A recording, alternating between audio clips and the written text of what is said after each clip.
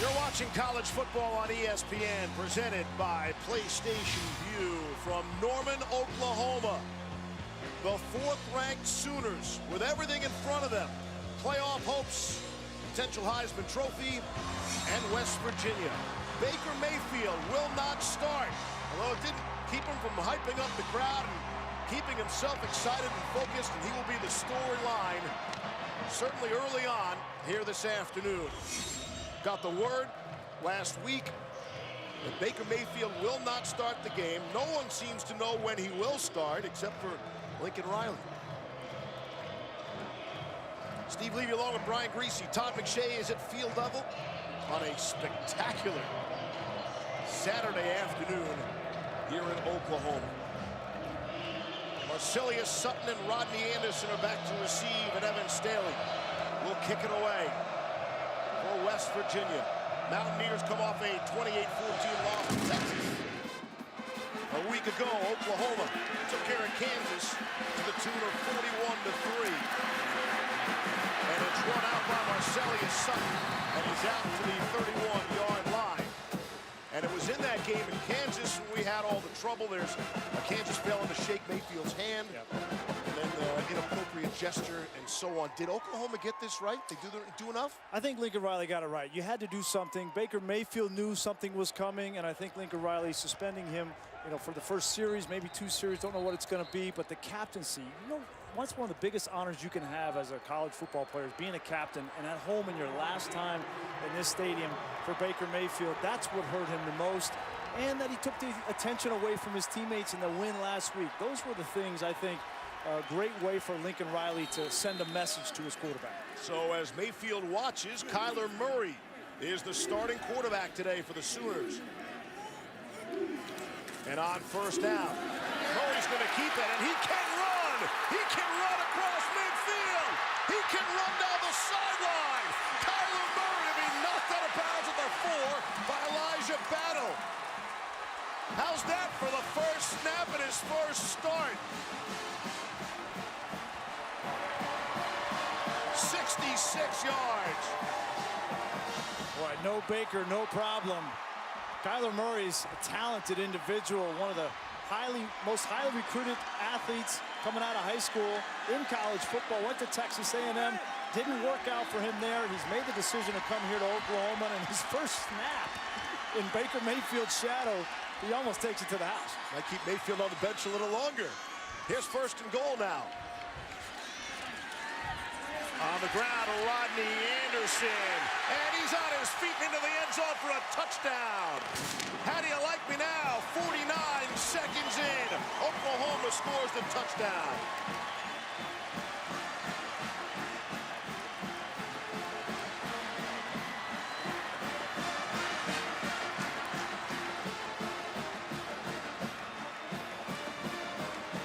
A huge smile from Baker Mayfield as he gives Kyler Murray a hug there, but Lincoln Riley, think about him. He had to make this decision. This is a Heisman front runner at home his last game, and he sat him down for disciplinary reasons, and Kyler Murray goes out there and in 2 plays, they're in the end zone. Austin Seibert on for the extra point. What a story. Kyler Murray, a couple of years ago, he got 3 starts at A&M, but what a start here today. The thing that he brings that Baker Mayfield doesn't quite have is the speed element. We were talking with Lincoln Riley yesterday. He says if he gets in the second level, nobody's going to catch him. Almost didn't catch him here, but that's the element in the run game, the zone read, the option game. That's what he brings, and Baker Mayfield, you know what's going through him, his mind on the sideline, and how much this is hurting him, and that just takes kind of all that anxiety away, and Rodney Anderson finishes the drive. Because what you don't want to be the story after the game is the fact that Mayfield didn't start the game. You want this to be put away with and done, and I think that's what Lincoln was hoping for. And wow, what a start. And then, if it is first series, Grease, you expected it to be more than 2 snaps. Yeah, I think that's what they might be talking about right there, right? Lincoln might be saying, hey, man, I told you 1 series, but that was only 2 plays, man. We might have to go another series here. But the message has been sent. Yes. Right? This week, Yes. Baker Mayfield having to deal with this week with the media, the captaincy issue. He was humbled, right? He was down in the dumps on Sunday. And on Monday when he met with Lincoln Riley, Lincoln said, listen, man, I'm not asking you to change, but I want you to find a better you and have some class. Don't lose your edge. Learn to manage it. And I think that's hopefully what we'll see from Baker when he gets in this game. So if you're just joining us now, it's 7-0 Oklahoma. And it'll be a touchback to bring it out to the 25. We say hi to our guy, Todd McShay. Just watching Baker before, I wanted to see if there's any difference, and there wasn't any. He was the same exact guy that he always is. The most energetic quarterback I've ever seen in a pregame, running from drill to drill. The first one always there, getting all of his players all fired up. And I talked to one coach, he said, listen, only the two quarterbacks and the head coach know exactly when he's going to play, but I'm guessing it's in the first 3 series. Talked to Baker as he was jogging off. I said, we good, man? He said, I'm great, let's go. And I wouldn't expect any other answer from Baker Mayfield. So what a start to this one. First down and 10 for the 25. Chris Chugunov is the quarterback for the Mountaineers. We have backup quarterbacks on both sides, and a big run for Justin Crawford. Eventually taken down by Will Johnson. Chris Chugunov is making his first career start. What a place to start in place of the injured Will Greer. Yeah, and Will Greer went out with that fractured, dislocated finger last week against Texas. And Chris Chugunov, talk about difficult situations. Coming in for Will Greer, who's been outstanding this season, but on the road in a hostile environment against an Oklahoma team ranked 4th in the country. Gain of 16 on first down out of the Wildcat. Here's Kennedy McCoy carrying the football as they line up Chugunov out towards the sideline. This Chugunov, he's a tough character. He took some shots last week. Texas is an outstanding defense, and they came after him. Todd Orlando took some shots on him, and he got up after hits like this. That's a targeting call. Breckenhager thrown out of the game, but he stood in there, fired some shots down the field. The thing that he has, Steve, he's got some receivers, 3 of them, outstanding wide receivers, all 3, Jennings, Sills, and White, over 900 yards. That's why Will Greer, who you saw there, has had such an outstanding year. Chugunov will hand it off to Justin Crawford. He's got the first down and then some. And they are well into Sooners territory now. Gain of 10 on that play for Justin Crawford, who came in 37 yards shy of 1,000 rushing for the season. Jake Spavital, the offensive coordinator for West Virginia, and Dana Holgorsen, they met this week, and they tried to come up with a game plan that would make Chris Chugunov feel comfortable. And there's Spav. He knows that you got to run the football. Justin Crawford has got to be featured at least 20 to 25 times in this game for them to have any chance on the road. Again, a Wildcat to Kennedy McCoy, and he will carry the football down to the 35. Emmanuel Beal made the stop for Oklahoma. So in a handful of snaps, his first start at quarterback, they've got Chugunov every other down, lining up as a wide receiver. The other thing they're going to do, Steve, they're going to slow this tempo down. You see, West Virginia normally goes hyper fast, right? Dana Holgorsen, as many snaps as we can get. But you see them right now kind of in a muddle huddle. They gave up a big touchdown drive to start. They want to try to milk this clock a little bit on the road, take possessions away from Oklahoma. Chugunov will take this snap and hand it off to Kennedy McCoy. And they'll bring up a 3rd down and short. Beal makes the stop.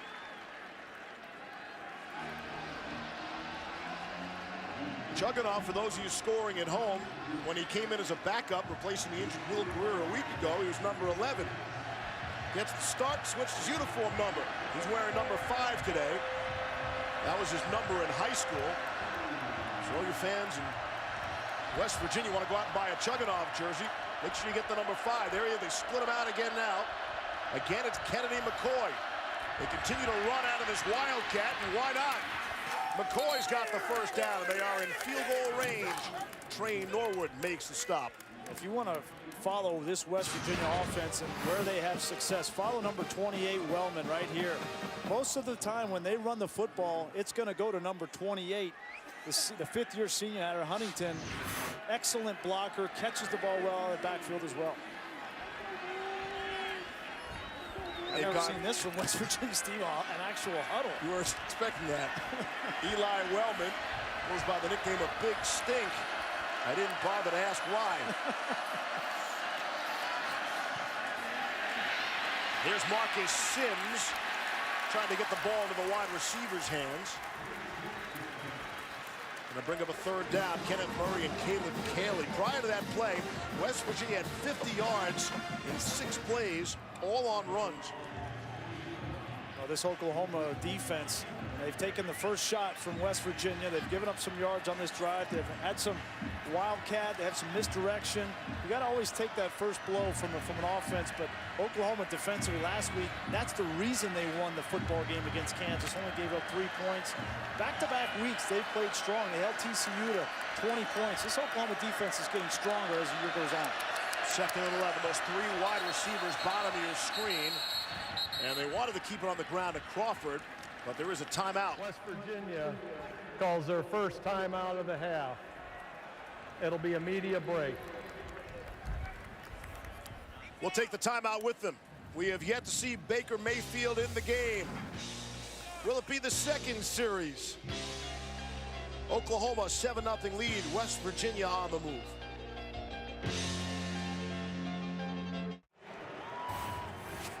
Baker Mayfield might not be a captain today for Oklahoma, might not have participated in the coin toss out of the 50-yard line, but his jersey did. Orlando Brown out there with Dimitri Flowers.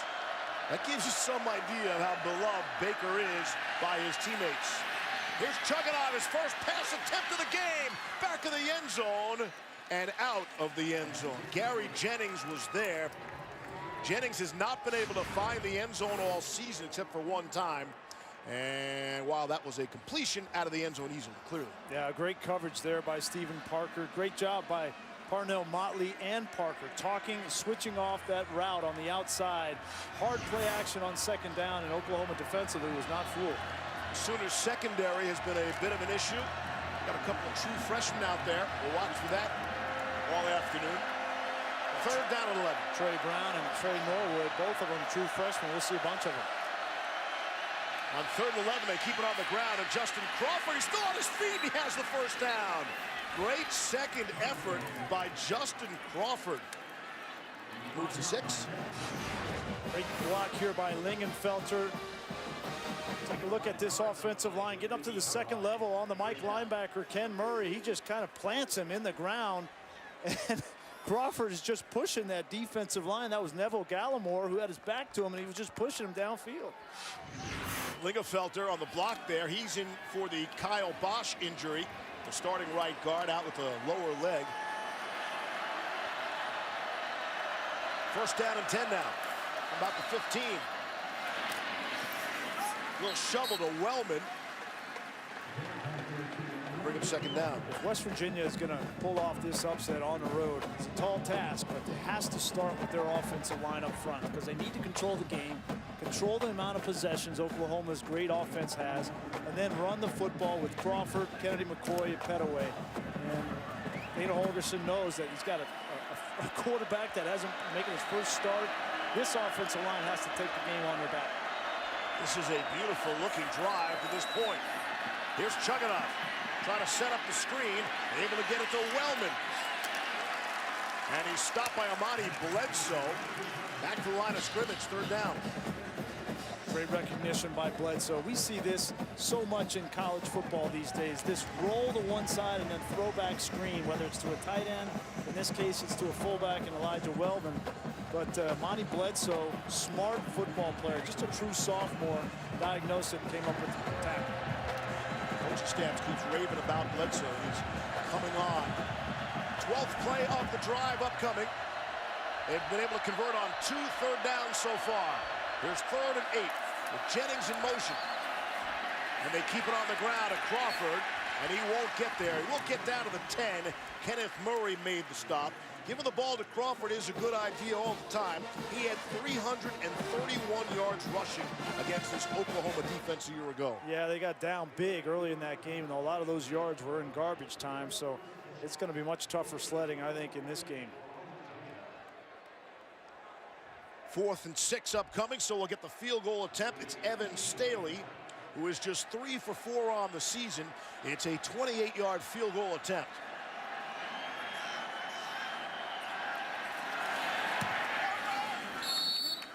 And so the Mountaineers able to counter that 49-yard touchdown drive by Oklahoma with a 7-minute drive of their own. That winds up in a field goal.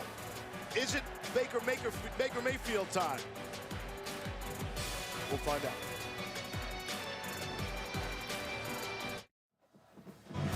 ESPN College Football is presented by PlayStation Vue. Watch the biggest moments in sports. Try it free today. And in part by K Jewelers. Every kiss begins with K. 7-3 Oklahoma as we await the Sooners' second possession. And by all indications, we expect to see Baker Mayfield back in the game for the first time today. And he'll get quite the reception from this crowd.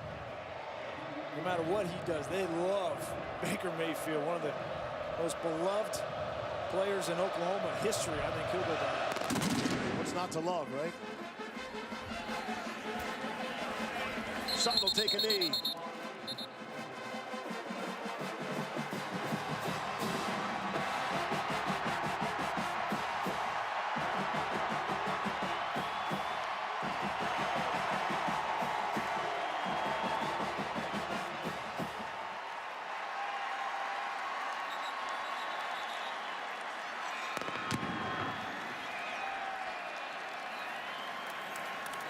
And now it's the Baker Mayfield show.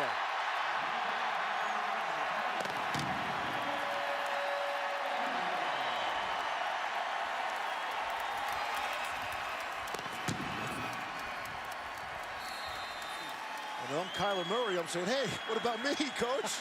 I thought I did pretty well in there. Did you want a faster scoring drive in 49 seconds? And on first down, handoff. Rodney Anderson right up the middle, making some cuts. Anderson is knocked down just shy of the 15 by Mike Daniels. Very similar to the opening drive for the Sooners. Take a look at this move that Rodney Anderson puts on the secondary. That right there, not known for his quick feet, more of a big downhill running back, but he was passed up earlier in the year. Trey Sermon, Abdul Adams both took reps away from Rodney Anderson and got a little help from his quarterback. I think he's not excited to be back on the field. 58-yard run by Rodney Anderson. Kyler Murray, the quarterback who started, ran for 66 on the first offensive snap. And on the first throw of the game by Baker Mayfield, he completes to CeeDee Lamb.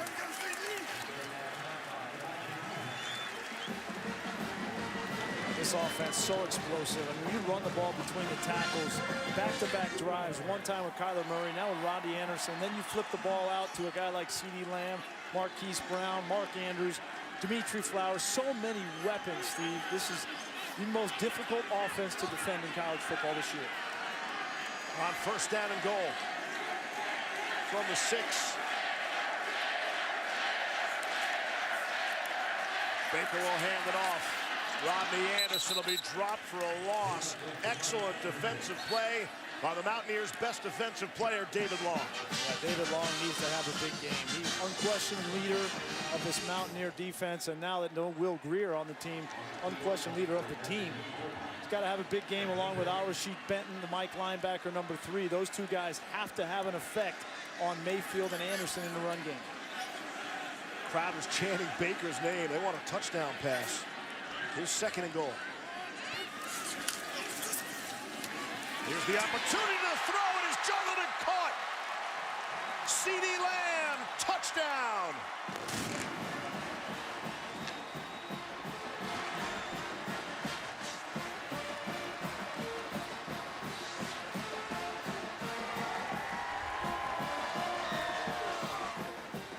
While Baker Mayfield's consecutive start streak came to an end at 37, he has now thrown a touchdown pass in 38 consecutive games. Here's Seibert on for the extra point. On the way, and it's perfect. Quick strike, Oklahoma offense on display. 14-3 Sooners. Talk about the pressure this Oklahoma offense puts on defenses. When you're able to run the ball with Anderson in the middle of the field, it puts pressure in the secondary. And that time it was Drayvon Henry. Here's Drayvon right here, and it's Long right here. They have to respect this action. And when that action goes and they come up, there's nobody left behind it. That's too big of a window right there for Baker Mayfield to throw that football into. You can't be right when this offense is really humming. Minute 47, 75 yards, some 4 plays. Baker Mayfield is back in business. I know there's been a lot of emotion for Baker this week. And certainly something, as we said, something had to be done. I think this can ultimately, Steve, though, be a positive for him. He came out here. The team is going well. They score on the first drive. He comes out. They get a touchdown. They're up 14-3, and the crowd has embraced him. He knew that was going to happen, right? But we make mistakes. Everybody makes mistakes when you're 21, 22 years old like he is. And how nice is it for him to make a mistake, have a good conversation with Lincoln Riley, know that he has to change his behavior, come out here and perform the way that they have in the first 2 drives, and then put that behind him and move forward and change behavior. Couldn't have gone better for Baker. Riley said he really had to think long and hard about the kind of discipline. Here's Marcus Sims from the goal line. Sims trying to spin away from some people. Get out to the 26. Say hi to Adnan Burke. All right, Steve Levy, thank you very much. Dr. Pepper Championship Drive updated. It is the Iron Bowl, and Auburn not wasting any time. Direct step carry on Johnson to Nate Craig Myers, so now inside the 5, up 7-0. Steve, back to you.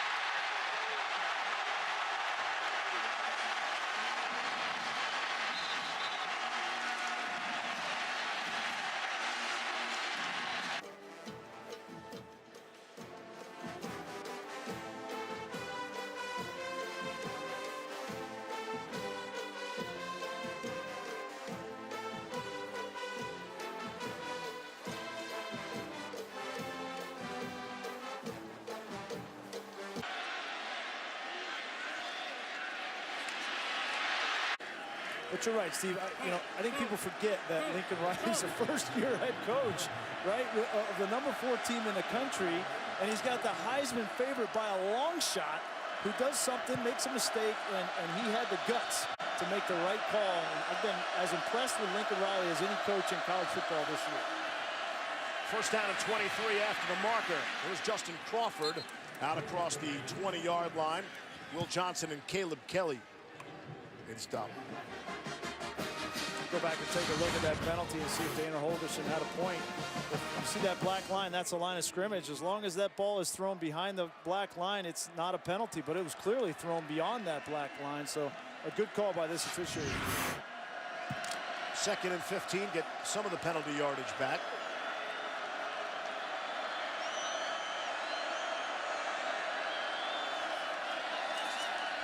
Throwing and completing to Sills for the short gain.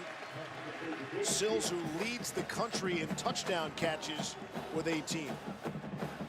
I think for them to get some offense and some rhythm going, and Chris Chugginoff getting his rhythm going, they're going to have to throw the ball on first down. It's the best situation to throw the ball to these receivers outside rather than getting in these kind of situations. 3rd and 11, it's almost impossible to throw the ball with any kind of success, not to mention you get Obo Okoronkwo coming off the edge. That is the advantage West Virginia might have. Their receivers against the Oklahoma secondary. 3 of them at the bottom of your screen. Here's 3rd and 11. Chugginoff down the middle of the field, and it's caught by Sills, and he stays on his feet. David Sills, and then coughs up the football, able to recover, and a flag comes in late. So an awful lot happening there on that one play after the reception was made.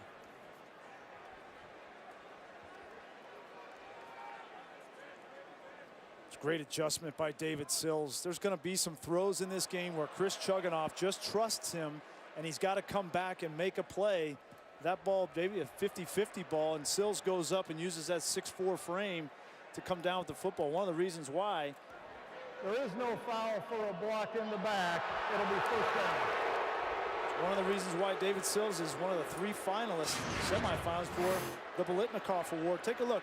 When you throw this football, when Chugginoff throws the football, take a look at where the defense is. Here they are right here. There's not a whole lot of room there. He's trusting Sills to come back and make that adjustment, and he does. It makes a play for his quarterback and sets him up in business inside the 25. It's a 51-yard gain on the pass play. And I would think that would give your quarterback plenty of confidence. Absolutely. 3rd and 11, no problem.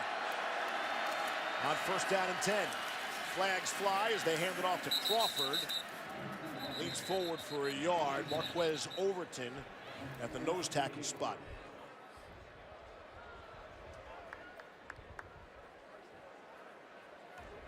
Offside. Defense number 31 lined up in the neutral zone. 5-yard penalty. Replay first down. That's Okoronkwo trying to get a little extra advantage as if he needs it. The senior from Houston, Texas. Outstanding defensive player on that Sooner defensive line. Typically, when you see that happen from a defensive end or outside linebacker, it's on 3rd down trying to get an edge. But on 1st down, no reason for Obo to be offside. 1st and 5. I would take a shot. Here's Chugginoff, thinking along the same lines, back of the end zone. It's Sills. Did he get the no? He caught the ball, but they're going to say he was out of bounds. Stephen Parker had the coverage. Wow. This is the traditional fake bubble and have a receiver go downfield to the corner of the end zone. Chugginoff, a great throw, gives Sills an opportunity chance. His feet definitely come down inbounds. He has the ball, but so this is that catch, no catch conversation. You have to control the ball all the way through the ground. That ground causes the ball to come out. It's an incomplete pass, and by definition, it was a good call. Not even going to look at it. 2nd and 5. Going up is Jennings, and he's able to hang on, and he has the 1st down. Will Johnson put the pop on him. That was 12-on-12 violence right there. Barry Jennings, 93rd catch of the season. He's closing in on 100 catches for the year, already over 1,000 yards. He's one of the more sure-handed wide receivers in college football. Again, only all those yards, Grease, all those catches, 1 touchdown. Yeah, well, when they get down in here, though, it's David Sills' territory. He's got 18 of them, and I don't blame him.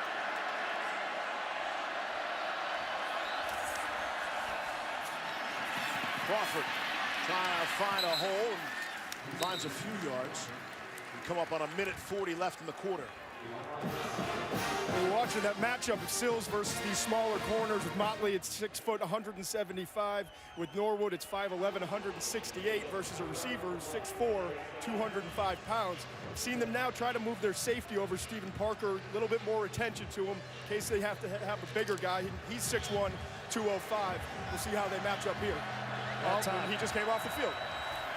2nd and 9. That ball is out. Crawford fumbled the football, and I think Oklahoma has it. Okoronkwo was the first into the pile. Obo came out with it. And he's got the football.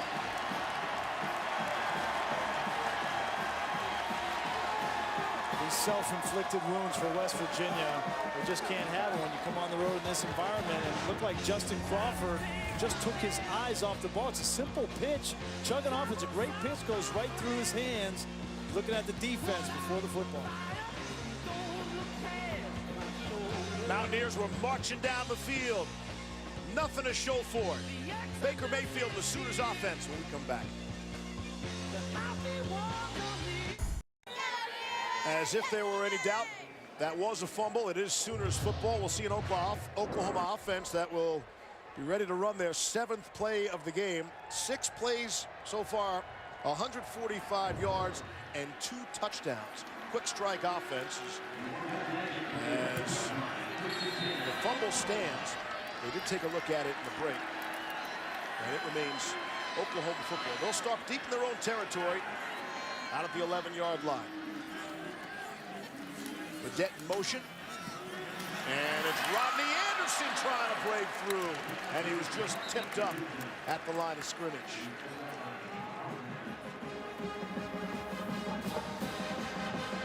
There's been a better marriage in college football in the last 3 years, coach and quarterback, than Lincoln Riley and Baker Mayfield. I think these two are perfectly suited for each other, both from a on-the-field standpoint as well as a temperament standpoint. Lincoln Riley very laid back. I think Baker Mayfield and he have a great relationship, and you can tell they love working with each other. There's Mayfield to throw down the middle of the field. Got a man wide open. Marquise Brown. Again, the quick strike offense. Now, that was my quarterback. He'd be my best friend, too. We'd get along great. And the quarterback's best friend is speed on the outside, and that's the definition of Marquise Brown. You can see, if you don't get a jam on him, if you allow him a free release into the secondary, there's not a whole lot of DBs in college football that can run with him. And that's an element, Steve, of this Oklahoma offense that was going to be missing potentially this year without a D.D. Westbrook, and Brown has filled that role. Brown averaging 19 yards per catch. That was good for 56. Here's Anderson inside the 20-yard line, and that will be the end of the first quarter. Quick strike offense for Oklahoma. Baker Mayfield did not start the game. Came in for their 2nd series. Sooners already have 217 yards of offense. You're watching college football on ESPN, presented by PlayStation Vue.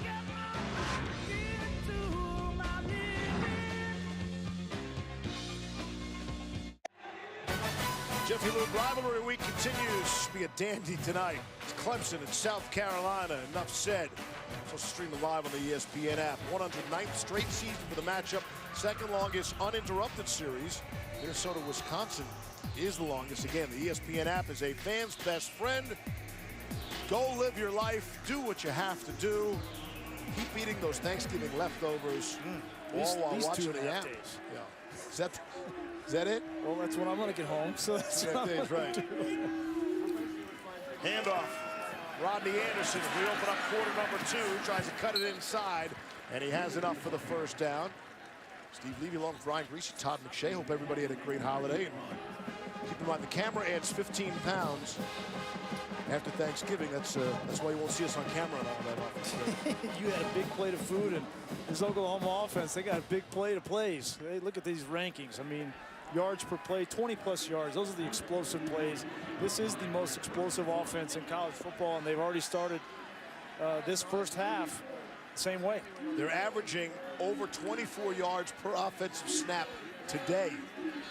We're 40 seconds into the 2nd quarter. Leading 14-3 and looking for more. On 3rd down and 1. Hand it off. Anderson, I don't think he got there. Rodney Anderson was stopped. Critical defensive play by West Virginia. Al-Rashid Benton, the male in the middle, makes the stop. We talked about Benton. We talked about Long having to affect this run game. Also, Dylan Tonkery, he's going to come off the edge. You see number 3 coming off in 10. Great job of short yardage defense by West Virginia, and Lincoln Riley, no hesitation. He's going to go for it. We got Dimitri Flowers in there, the fullback, and a tight end as well. Send Smallwood in motion. Hand it off. And it is Flowers. Has the first down yardage. Benton got him, but not soon enough.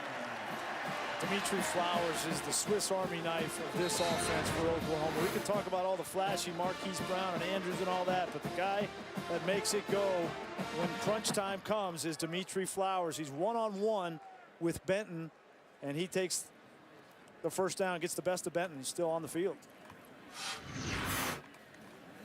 Benton is being attended to. One of the critical defenders for West Virginia. Flowers goes 6'2", 247 pounds. I mean, you try to tackle him in the hole, and it looks like Al Benton kind of got shaken up with his shoulder there. But Flowers he's going to be an excellent player at the next level. I'm interested, Todd, in your thoughts on Flowers as a tight end fullback kind of at the next level. Saw Rick Spielman down here, the GM of the Vikings, and he was looking at him and talking to some of the coaches about him, just the versatility that he brings. It's funny, before that play, Mayfield looked over and said, hey, I quarterback sneak, I got it. Riley's like, why don't we give it to the 247-pounder? Well, not only that in short yardage, but now once Oklahoma gets inside the 10-yard line, Flowers becomes a real option. He's got 4 rushing touchdowns and 4 receiving touchdowns. They love to feature him in the red zone. One of only 3 players in the FBS to have that kind of mix with the 4+ rushing touchdowns, 4+ receiving touchdowns. And here's Anderson for the corner. Got it. Touchdown. Oklahoma making it look easy. Their 3rd score of the afternoon. This is the #1 play for Oklahoma. It's the counter play. Watch Bobby Evans come through the line of scrimmage and gets the block here. They pull both the guard and the tackle. He just gets enough of David Long, and when you give Rodney Anderson that amount of room at 218 pounds, he's going to find the end zone. But if you're going to stop that counter play, you've got to get penetration into the backfield, and West Virginia's defensive line has not been able to do it so far in this game. You love Bobby Evans. Orlando Brown gets all that love, but Evans is a star on that offensive line as well. This offense stars everywhere you look. Oklahoma, every time they get the football, they score a touchdown.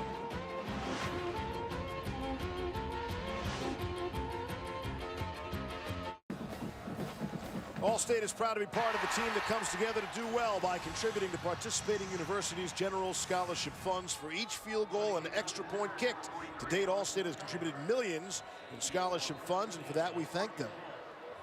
What's going on here? Does he have a seatbelt or something, I hope?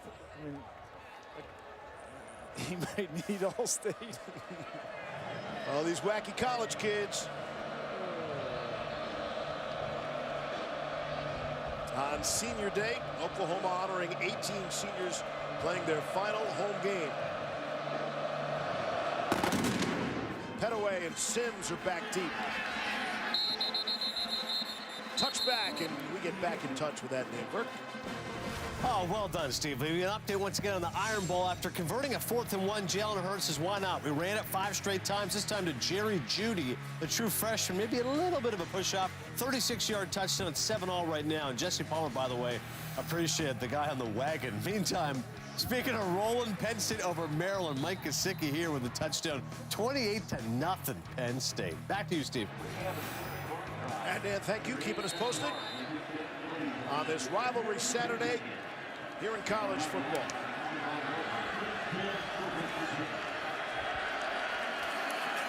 Out of the Wildcat again, it's Kennedy McCoy. This was effective in the first series, and why not go to it again? It's McCoy across midfield, dropped to the 38 by Trey Norwood. Kennedy McCoy for 36, the sophomore. Lingenfelter, great block. It's just a quarterback power, but instead of using a quarterback, you use a running back, and you gain one. Overplayed there by the safety, and a big gain. Chugging off the quarterback's bottom of your screen. They're going to flip it to him. Here's chugging off to throw it. Marcus Sims down. He's got it.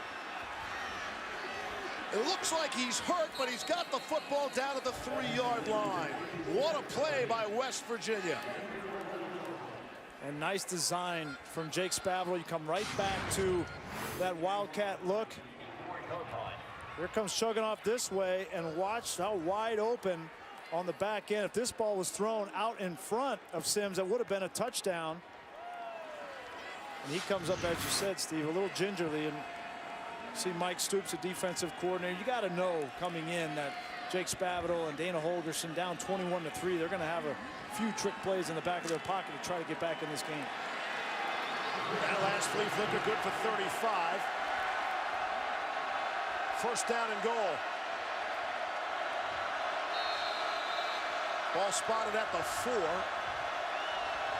It's McCoy again out of the Wildcat.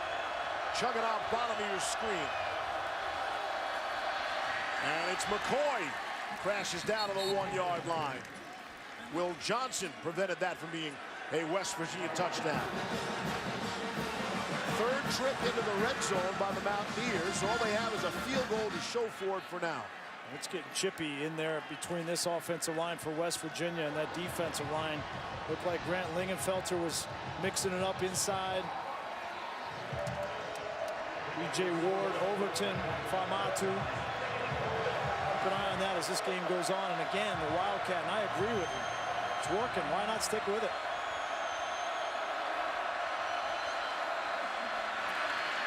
And they do. It's McCoy. Maybe gets half a yard. Stephen Parker came up to make the stop along with Caleb Kelly. That time it looked like McCoy, if he would have handed that football off, he may have had something. And Reggie Roberson has been playing at that kind of H-back position. I think you got to go back. I'd stick with it. I'd stick with the Wildcat here. It's been working for him. Looks like Chugunov is going to take this snap, though, on 3rd and goal. He's under center, and he hands it off to Crawford. They're going to say he didn't get there. And some pushing and shoving after the play. But Crawford is stopped at the 6-inch line. Okoronkwo made the stop.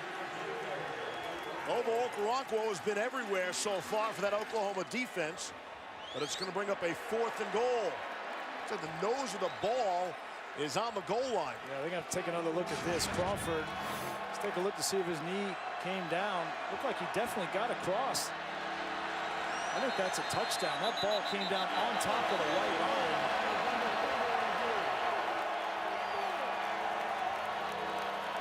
You can't see from that angle. You are shielded from seeing the football. And again, the call on the field is not a touchdown.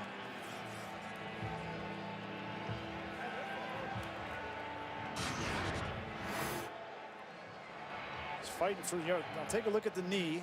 The knee does not go down.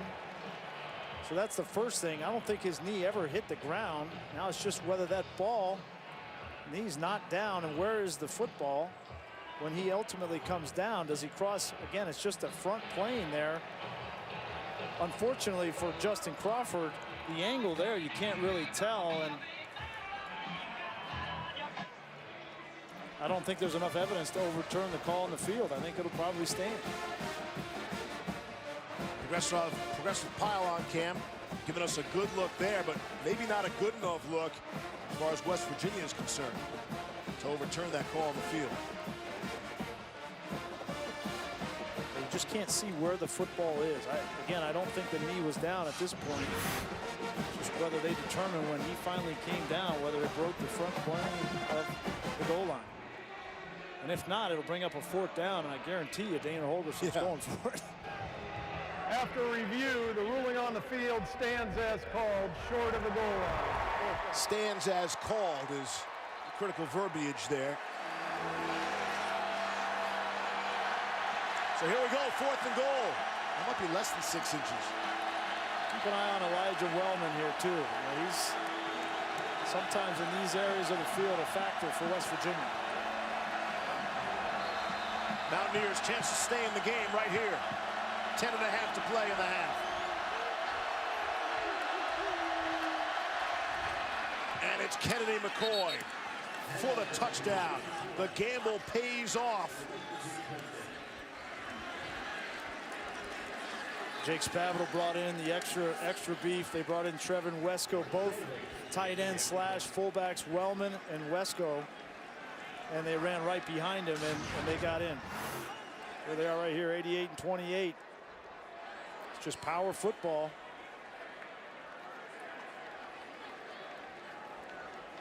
West Virginia needed that one. And that Wildcat has been so effective getting them to that position. Again, West Virginia 3 possessions, Grease. They've made it to the Sooner 11, the Sooner 12, and down to the 1 for the touchdown there. As we await this extra point.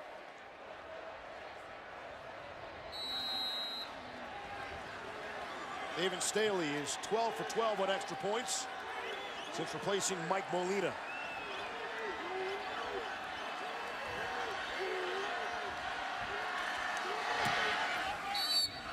Puts it through. Mountaineers stay in the ball game. But really big plays everywhere you look, up and down the field. Both teams. This is Baker Mayfield when we come back. ESPN College Football, brought to you by Nissan, innovation that excites, and Pizza Hut, the best pizza delivery deal. Order today with a large 2-topping pizza for just $7.99. To honor their Heisman Trophy winners, Oklahoma has statues of the players' likeness right outside the stadium. The bronze statues stand more than 12 feet high. So they've had 2 quarterback Heisman Trophy winners. Yep. But neither of them won the national championship. Yep, Jason White and Sam Bradford, yeah. So Baker Mayfield has the opportunity to be the first Heisman Trophy winning national championship quarterback.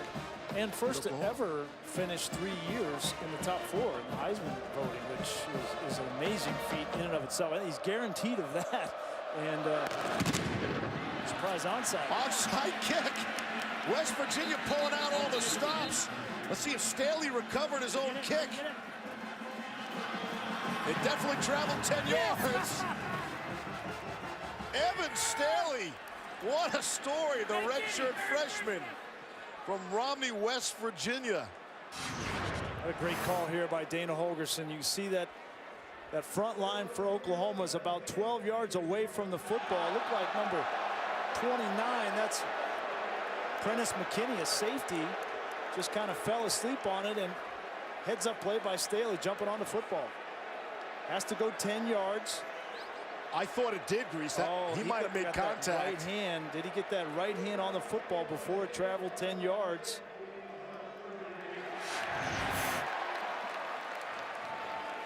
A great call by Dana Holgorsen, and we're going to find out if it was executed correctly.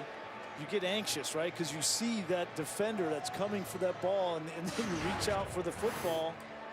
Again, it's got to get to the 45-yard line before Staley can touch it. Watch his right hand. Yeah, I think he touches it clearly before it gets to 45 yards, right there to the 45-yard line. And that was well designed. You see a lot of bad onside kicks too. That was perfectly done, except for that one little issue of not traveling 10 yards. Wow.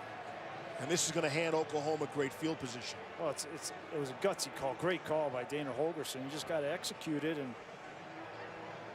it's a game of inches. Really haven't heard that before. Really? I gotta write that down. I'm probably the best color man in the business for nothing. Good point. You finally watched Major League, huh? We finally got to watch some of those movies. With Tom Petty blaring in the background. The waiting, of course. As we wait on Brad Van Vark's call.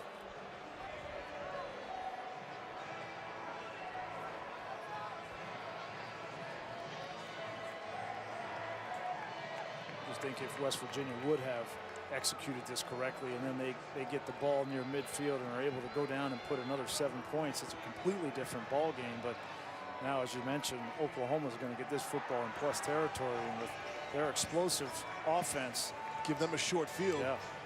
Yeah, and you get the ball back in second half too if you're West Virginia, so you're really trying to carry the momentum in. I agree. I thought it was a great call. So close. After review, the ball was illegally touched by the kicking team at the 44.5-yard line. Therefore, the ball belongs to the receiving team. First down and 10. 6 more inches.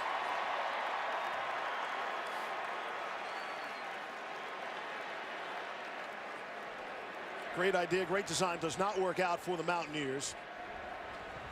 And when this one is all said and done, we might circle this play as the turning point or the key point of the game. Well, I mean, West Virginia should be in this ball game. You go back to the David Sills drop.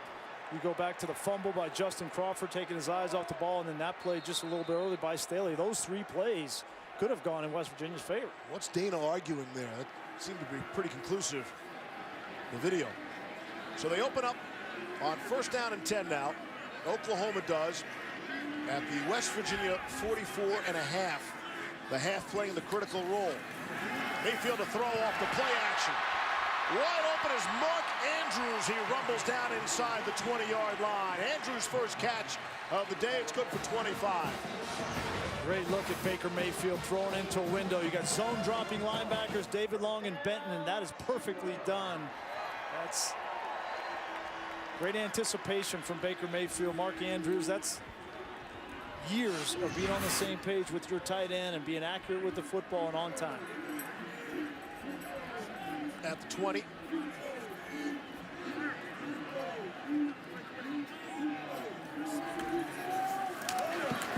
the ground, a Trey Sermon.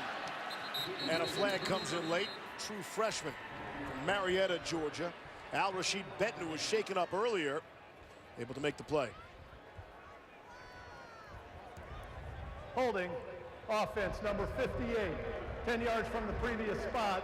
Replay, first down. That's Eric Wren, the center. Benton's name came up in discussions this week because he's one of the guys who like to talk on the West Virginia defense. And we were wondering really on both sides, how do you get inside Baker Mayfield's head? Can he be toyed with? Can you rattle his cage? And if anyone on West Virginia was going to do it, it likely was going to be Al. Yeah, and based on what happened last week with Baker in Kansas, he's going to get everybody is going to be chirping at him. So he's got to adjust his game. He's got to be ready for that. If I were playing Baker Mayfield, I wouldn't talk to him at all. You don't want to poke the bear. Leave him alone. Here's 1st and 20 after the marker. Mayfield will throw it. He'll zip it in there again for Andrews. Get most of the penalty yardage back. This is patented Baker Mayfield here. He's just going to extend. And here's Mark Andrews. And being on the same page, we talked about it 2 plays ago. All these receivers know that when he extends plays and he goes to his right in particular, that he's going to have his eyes downfield and they've got to uncover. One of the strategies from Tony Gibson, defensive coordinator for West Virginia, was to flush Baker Mayfield to the opposite direction, left. Felt like he wasn't as effective. Here's Sermon, nifty move. And he's dropped at the 10-yard line. I think he'll be short of the first down. Kenny Robinson made a fine tackle. Bring up 3rd and 1, and the chippiness continues. That's Kenny Robinson, the true freshman safety for West Virginia. He's coming up and was grabbing the leg. Feels like bedlam down here. There's bad blood, it seems, between these two teams. Robinson dumps Sermon down there, and then Bobby Evans, the tackle, was not going to have it. Now, they've already had fisticuffs on the other side of the football down inside the 5-yard line, guys pushing and shoving. You see Baker Mayfield in the middle of that, right, trying to break it up. Yeah. Where typically he's an instigator, and now I guess he's one week later taking a different role. He's a brand new guy. Trying to take a different role. These two teams engaged in some rough stuff and some chippiness prior to last year's game. Here's 3rd and 1. Mayfield gonna try to keep it, lowers his shoulder and can't get there. A host of Mountaineers on 3rd and 1. And again, more pushing and shoving after the whistle. Kaiser White made the first hit on Mayfield to keep him out, prevent him from getting that first down. That's the first play call I have not agreed with from Lincoln Riley. I don't know what this formation was. I don't know what this play was, but I'm not going to take my star quarterback and put him in harm's way if I don't need to. I've got Dimitri Flowers back there, 250 pounds. Give it to him in short yardage and let him convert. But Baker Mayfield took 2 or 3 big hits on that short run, didn't make it. Sooners have already converted on a 4th and 1. Here's a second opportunity. Flowers is in there, the fullback. Mayfield out of the gun, and you heard the whistles. They set Badette in motion, and a timeout taken. And again, more players coming together. Oklahoma calls their first time out of the half. It'll be a media break. Oklahoma charged with that timeout as the players are separated. We saw TCU involved in some ugliness yesterday. Of course, TCU will play Oklahoma next week in the Big 12 championship game. Back to Norman after this. Back just in time. Here's 4th and 1 for Baker Mayfield and Oklahoma, leading 21-10 from the 11 of West Virginia. Mayfield on the ground to Rodney Anderson. He's got the first down, and he wants some more. And won't allow himself to be brought down until the 4, and then the players come together again, and more flags fly, and the officials need to get control of this one. Drew Samia in the middle of it all, the offensive lineman, the massive right guard from Sacramento. After the play was over, unsportsmanlike conduct, number 75 of the offense. That'll be a 15-yard penalty. Number 75 is disqualified from the game. You had to see this coming if you're Drew Samia, right? It's Adam Schuler. He's been doing it the last couple of plays, and he got the best of him. You can't talk to him. You can't retaliate.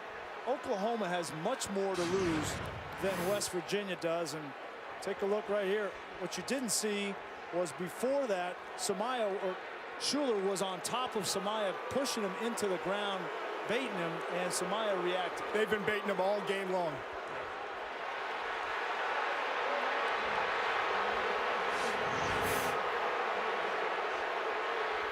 Samia will leave.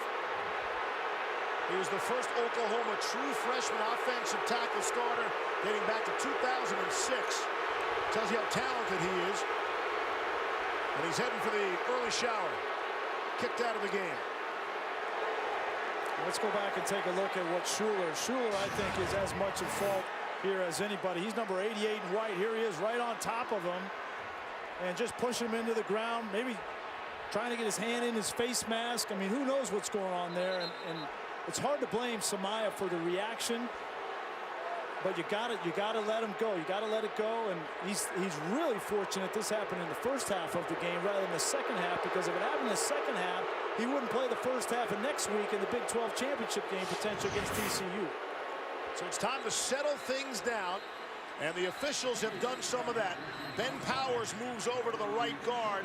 Cody Ford will replace Powers at the left guard.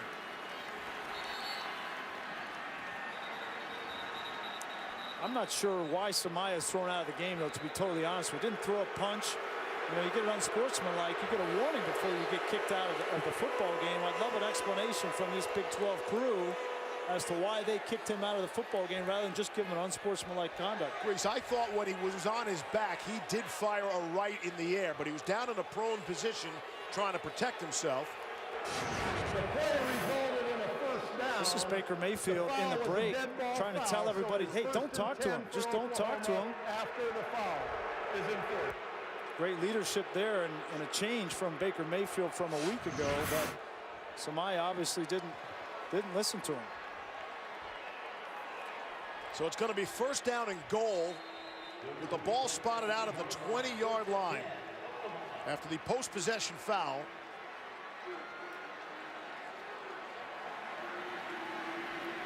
We'll take another look at that, what happened in the pile. Need to get an explanation. On the ground off the high snap, Anderson is able to get 3 yards. And again, there's more pushing and shoving. Looked like White got the extra shot in there. And the crowd wants to know where's the penalty marker this time. Yep. And I agree with you, Steve. I mean, Brad Van Verk and this crew, they need to take ownership of this game. We'll take one more look and see what Samia did here. He's on top of him, trying to get him off of him. Watch coming up here, right there. Is that a punch? And the center judge was right on top of it.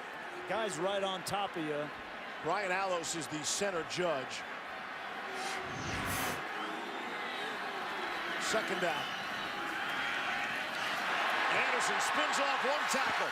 Gets out to the 10, gets into the end zone. Touchdown, Oklahoma.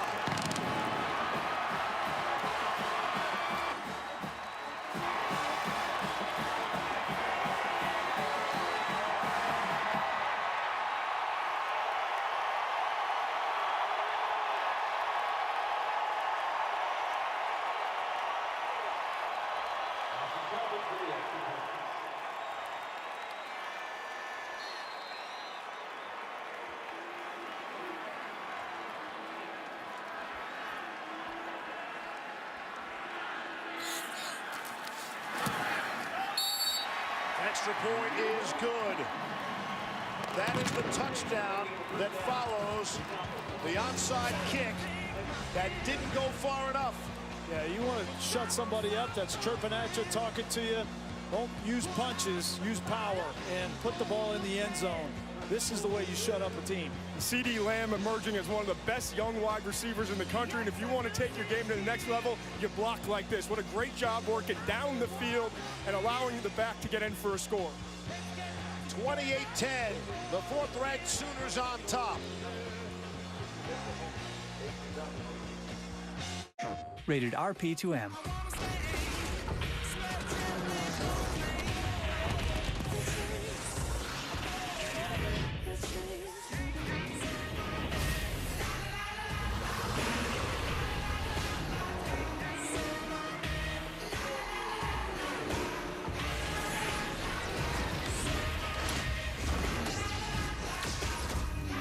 Now starting at $199. PlayStation. Jeffy Lube, rivalry week continues tonight. Clemson and South Carolina. Boy, South Carolina, they would just love to spoil the Tigers' fun at home, right? And keep in mind, South Carolina has won 5 straight home games. That'll be fun to watch tonight when we are through from Norman, Oklahoma. 28-10, fourth-ranked Sooners, and again, more than nonsense. And in a rivalry weekend, you don't exactly think of West Virginia and Oklahoma as two rivals. Trey Norwood in there doing some of the talking. Yeah, these two teams got into it before the game last year, though. We got to be smart right now. You want to get the fans into it, your Lampkin, and you got the momentum now if you're Oklahoma, but you got to be smart. Mentioned last year, and this is the game played in Morgantown. This was prior to the game. Love the emotion of college football, right? You come out and you want to be emotional, you want to pull an upset, and then West Virginia got the doors blown off. Baker accounted for 4 touchdowns on the day, 56-28 win. That's the poking of the bear you talked about. I think Baker Mayfield's a changed man. Well, you want to see a change in behavior, right? Who knows if he's a changed man? Yeah, but I will say this. After that last touchdown, I watched him throughout the entire break. He went up and down the sideline. He talked to every starter on the defense, and I think what he was saying to him, hey, be smart, right? They're going to come after you, be smart. And then he went all the way down his entire starting offense and said the same thing. That's a great change in behavior to me if you're watching Baker Mayfield. Off the play fake. Chugging off to throw, lofts it a little too high. Look for Eli Wellman. Again, remember last week, got all the national headlines, all the conversation at Kansas. They refused to shake his hand, and Mayfield went a little too far. And then this week, he's the peacemaker. Yeah, well, this is what you want to see, right? If you're an Oklahoma fan or you're a fan of college football, you see him in there breaking up a fight, getting his guys. He's not looking at the West Virginia guys. He's looking at his guys. Focused on leadership with his team without losing that passion and that edge. I think that's a great sign for Baker. These are college players. They're still learning.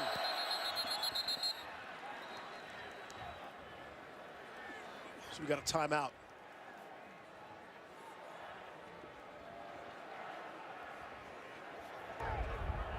Timeout, Oklahoma, their second of the half.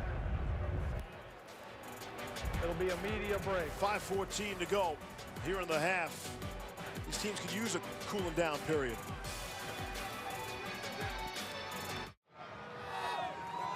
Taco Bell is a proud partner of the College Football Playoff. Be on the lookout for Taco Bell student sections and passionate fans like these at games all season long. And this the final weekend, regular season weekend of college football. Championship weekend upcoming. It's a bowl season, all good all the time. College football. 3rd down and 8. Chris Chugginoff, 6 of 9 for 98 yards passing so far. Replacing the injured Will Greer. Chugginoff, great protection, and he'll check it down to Trayvon Wesco. Caleb Kelly makes the stop. Trevon Wesco on the grab. And there is a flag down at the 23-yard line. Check the marker. You mentioned it. Great protection for Chugginoff. Obo Okoronkwo was coming off the edge, and the right tackle, Colton McKivitz, just stoned him. We haven't mentioned Okoronkwo's name much in this game at all. There's two, I think, really good tackles for West Virginia. McKivitz on the right side, and then Kajust on the left side. They've done their part. It hasn't been because of them that they're down in this game. The pass was touched and caught by a receiver that was covered up and therefore ineligible. We have illegal touching on the offense. That penalty will be declined, brings up 4th down. So more illegal touching.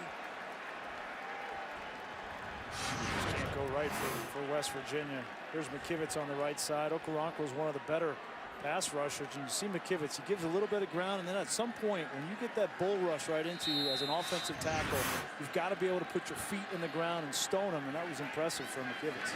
Here's Billy Kinney, and our first punt of the game comes with under 5 minutes to play in the half. CeeDee Lamb is dropped at the 35. Send it to Dan Danvert.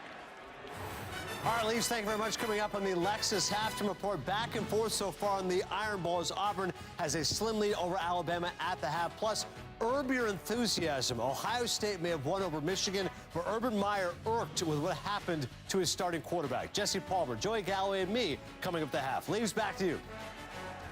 Something about a camera, apparently. Great tease there by Adam. Yeah. You don't know what that is. It can be ticked off after a game like that. Wasn't our broadcast either, wasn't our camera. Just saying. We'll watch for the halftime report coming up. 4:46 to go here in the second quarter. It's all West Virginia when it comes to time of possession. It's never mattered less. Off the play fake. Mayfield throwing down the middle. What a grab by Lamb. Spinorama, and he's down. Knocked out at the 2-yard line, but there are 2 flags back behind the play. There are 2 flags back at the 26 and the 29-yard line. If it stands, it's a 62-yard play. Personal foul, roughing the passer, number 5 of the defense.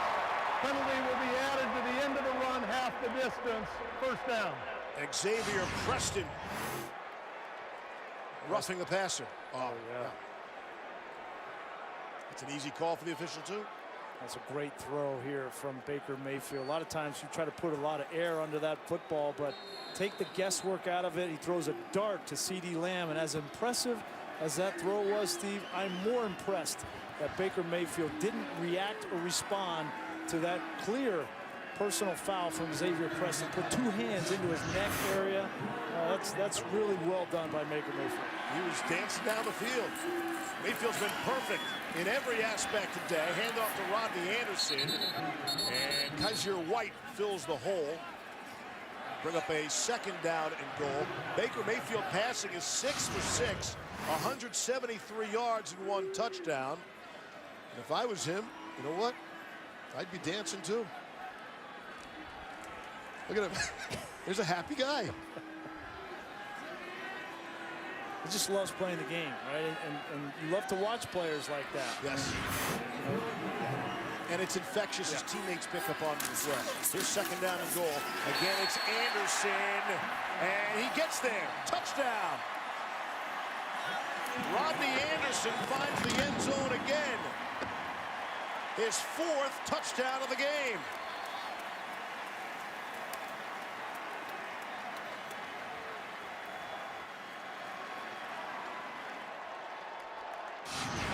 There's only so much chirping you can do, so many late hits you can have. But once you get down by 24 points in the first half of a game, it all falls flat. And Oklahoma has taken over control of the physicality of this game, the execution of this game, and they're winning with class right now. 5 possessions, 5 touchdowns by the Sooners. Up 35-10. on the field, right? Get your guys up. Make sure nobody does anything stupid. You know it's been a chippy game. Let's get off the field. And then once you get off the field, now you can go back to your to your normal ebullient self, right? And have some fun.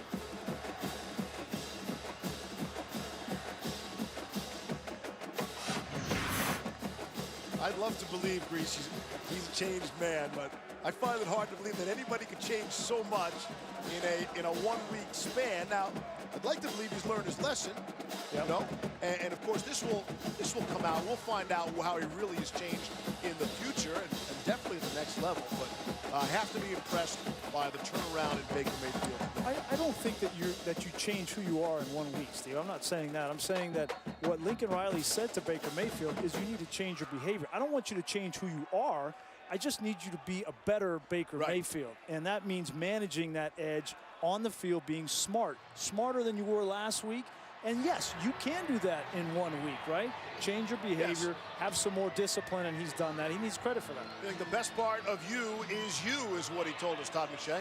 And Greasy, you put it perfectly earlier. We all made mistakes. We still make mistakes, but we all made mistakes when we were around his age. And he's having to be really the face of college football this year. And a lot of pressure on him. And he plays the game with emotion.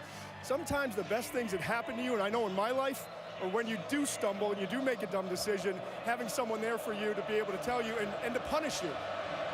And Todd, the face of college football, the next step, you know, is the face of an NFL team. And we'll get into that as the game progresses. Here's Adnan. Face of an NFL team, perhaps Baker Mayfield one day. Just want to let you know, PlayStation View, Multiview leaves. Wisconsin right now is all over Minnesota. That game's on ABC. And Kansas State, a slim lead over Iowa State. That game is on ESPN2. Back to you guys in Norman. All right, Adnan, thank you. And Todd's exactly right. You know, I made a ton of mistakes when I was Baker's age, and I was suspended by Lloyd Carr, our head coach, for 6 months of the season. So talk about being humbled, okay? Football was taken away from me, and sometimes you need that to change behavior. Out of the Wildcat, it's Kennedy McCoy. This is about the only thing that has worked on offense. And he is swung around by Stephen Parker.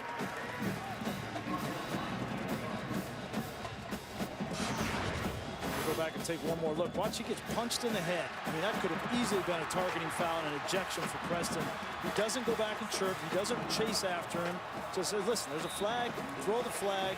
Okay, that's a change of behavior that's positive for Baker. And he's going to be tested going forward. Because you know it's in his DNA because we've seen it before. And under intense pressure, how will he respond? Here's Justin Crawford on the ground for a yard. Kenneth Mann making the tackle. Todd, so you know NFL people are watching every move by Baker Mayfield. I'm curious, you know, reaction to the shenanigans of a week ago and how quickly they might fall back in love with him if they lost any of that love this week. Yeah, I actually talked to a few scouts and general managers this week on purpose because I knew we'd talk about this. And every one of them basically said, hey, listen, he's going to go through psychological tests. We're going to interview him. We're going to really dig into who he is as a person. And we're going to find out more as we get closer. But it definitely puts it on the radar, and it's a red flag you have to deal with. 3rd and 7. Chug it off. Down the sideline. Underthrew his intended target, Gary Jennings. Stephen Parker had the coverage. One GM that I talked to said, you know, Phillip Rivers, he kind of plays the game with that same mentality, and it's worked out for Rivers. Maturing is the whole key. It is learning from some of these mistakes. Yeah, Todd, you know, I agree with you, and I don't think it's as much for the NFL about the actions. I think it's about the character of the individuals. But sometimes actions are windows into who we are as individuals. And if that's not really who Baker Mayfield is, these change in behavior and actions today, I think, is a step in the right direction. That'll bounce in front of C.D. Lamb, and it'll be down by West Virginia. I'd love to know what Coach Carr suspended you for. I think America wants to know. Yeah, we'll get into that. Yeah, check Google. Down to Todd for more on Baker. You got some grades for us? A+, A? Oh, yeah, no. they keep improving every time we see him. Let's put it that way. And I think, you know, a little bit like his personality, his greatest strength is his ability to extend plays and create, but the fact that there is the issue of him struggling, moving to his left and stepping up in the pocket, it's a really good grade in terms of pocket mobility, but there are some things he can still improve. But for me personally, I thought coming into the year, he was more of a third-rounder who maybe one day develops into a starter down the road, but you're not banking on it, versus investing a first-round pick in him. And right now, he's playing like a first-round quarterback, and I know the intangibles everyone's going to look at, but he has an awesome football character. That's a big move from the third round to a first-round pick. As Trey Sermon is the ball carrier. And Todd, you still have him fourth quarterback coming off the board? I do, but the gap is closing almost weekly. I mean, the way he's playing and the leadership he shows and just the it factor that he brings. You know, Todd, there's no substitute for being accurate, too. And I feel like he's one of the more accurate quarterbacks in all of college football. You can't overcome that if you don't have it. Leads the nation in completion percentage. And he'll add to that right there. Dimitri Flowers across midfield. And his accuracy, he's been perfect today. Yes. 100%. He's been the most efficient quarterback in college football in back-to-back seasons, and he will leave a legacy here at Oklahoma as the most efficient quarterback to ever play in college football. I mean, and I know there's been a lot of programs, a lot of quarterbacks, and we're in a passing kind of era here in college football, but nobody has done it more efficiently than Baker Mayfield. That's saying something. Little shuttle to Jeff Badette, the wide receiver. And he gets out of bounds just before the first down marker. That goes as a completion, make Mayfield 8 for 8 in the game. If you're just joining us, he did not start the game. Kyler Murray got the start. He ran 66 yards, Murray did, on his first snap. Wound up being a touchdown drive. Only a two-play drive, went 70 yards. Cashed in with a 4-yard touchdown from Rodney Anderson. And then it was back to the Baker Mayfield show. With 50 seconds left in the half. Play fake. Mayfield wants some more. All sorts of time. Now he'll take a shot and throw it back in the end zone. And it's knocked away. Mark Andrews had it, and then he did not. Elijah Battle able to knock it free. And that goes as the first incompletion for Baker Mayfield. Yeah, you can see Baker thinking through that play the whole time. He had plenty of protection, plenty of time, and thought he might give his big tight end an opportunity there. Had a chance. Good coverage by West Virginia.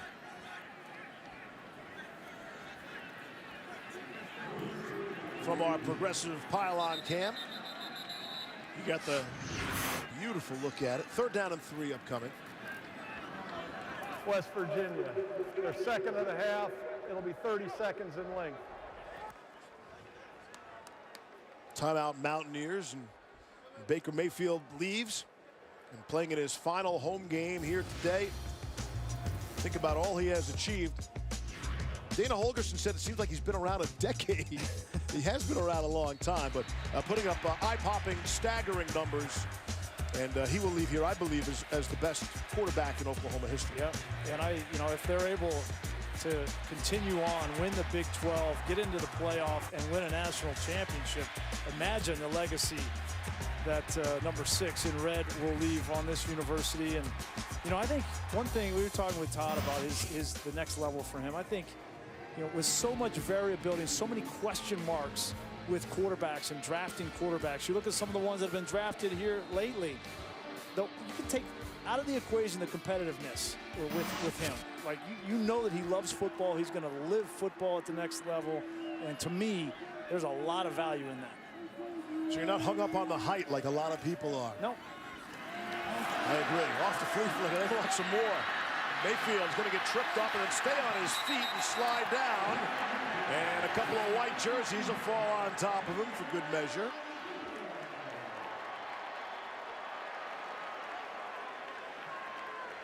They had a flea flicker and it wasn't open downfield, and it's a great job, a great awareness from Baker Mayfield of not forcing the football.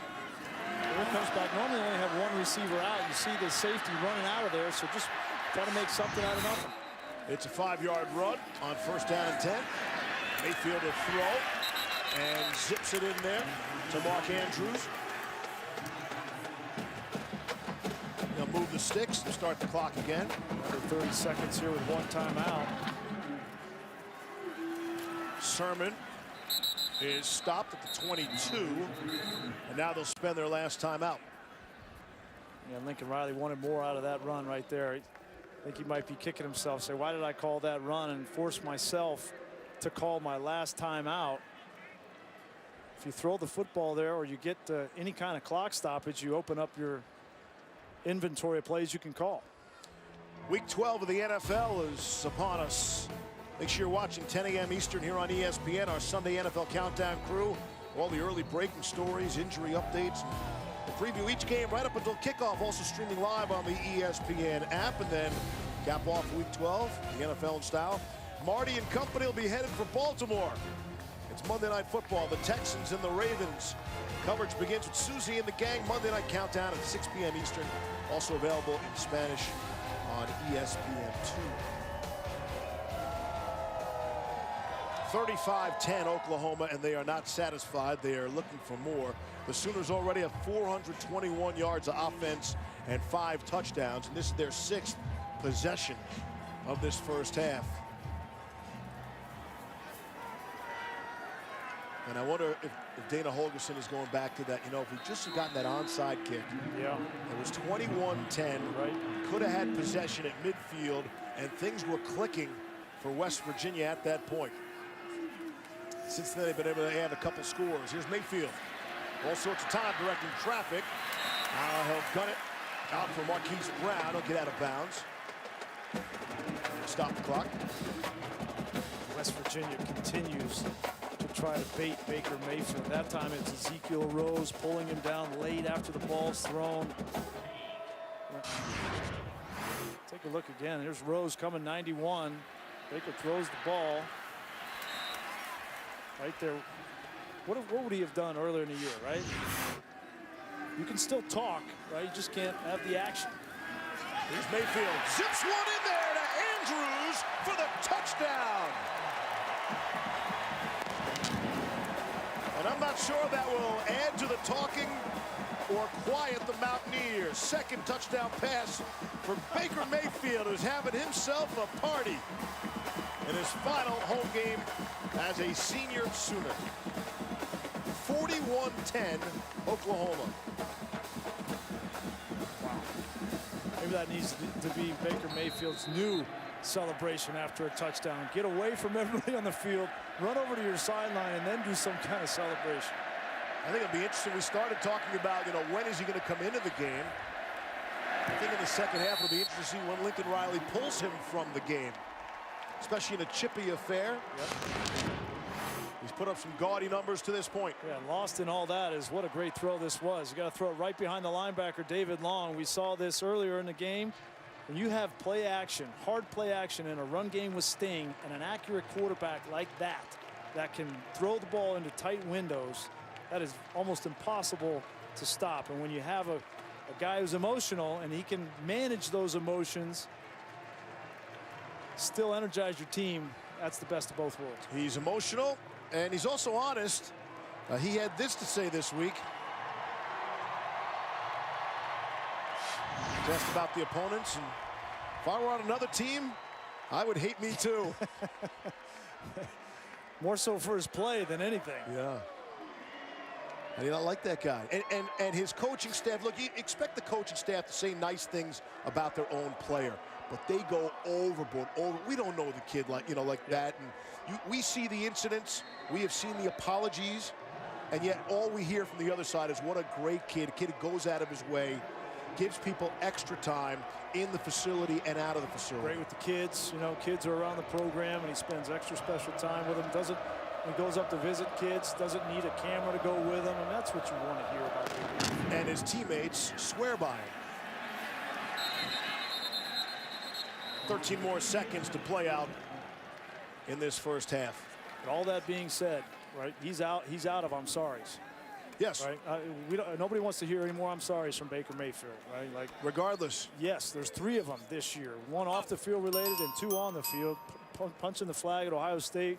That doesn't bother me as much as what happened a week ago. But Baker Mayfield, you're done with the I'm sorries. Just let your play speak for you.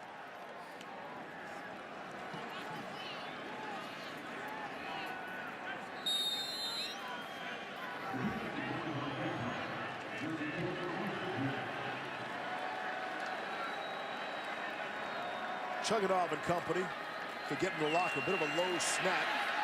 He'll throw it on the run, and he'll complete. Little trickeration and a pinch. And that ball, let's see. Oklahoma says they've got it. And they do. Another turnover. This with 4 seconds left.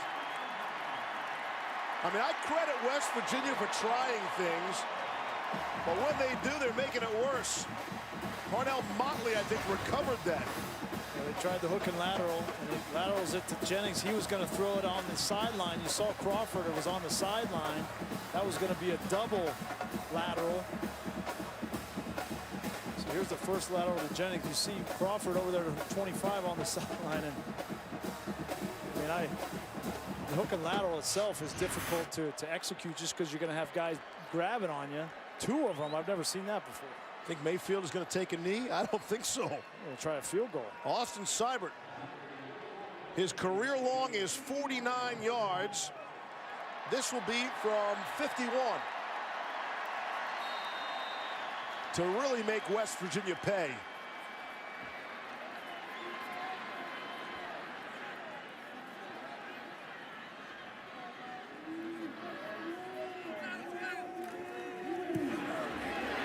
On the way, and it is good.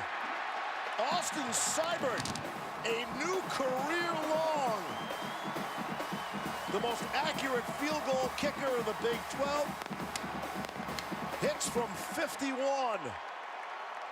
Hard to imagine this first half going any better for Baker Mayfield and Oklahoma. 45-10. The Sooners lead West Virginia. We'll hear from Coach Lincoln Riley with Todd in a moment. But first, to the studio, Adnan Virk and the halftime report. The National Championship Trophy, presented by Dr. Pepper, is on display here at Oklahoma. You're watching college football on ESPN, presented by PlayStation Vue. And if you saw us in the first half, you saw an awful lot of Oklahoma offense. The Baker Mayfield show. It started late, but when it started, look out, get out of the way. One of 18 seniors being honored, playing his final home game here today in Norman, and then got off to a hot start. And the question was, how is he going to respond to last week being suspended for the opening of the game and the captaincy? Would he come out and play with a little more calm, a little more cool, a little more class? That was the question, and he's answered that in droves. He's been a leader on the field. He's been a leader in breaking up some of these skirmishes in the first half, trying to be the voice of reason on the sideline at times. And I tell you, Steve, I've been impressed with the way that he's changed his behavior in just 1 week's time. Maybe the only question here in a 45-10 game is how much longer we see him, if at all. Especially when you consider Kyler Murray, who started the game at quarterback. On his first snap, he ripped off 66 yards up the middle, and they cashed in for a touchdown 1 play later.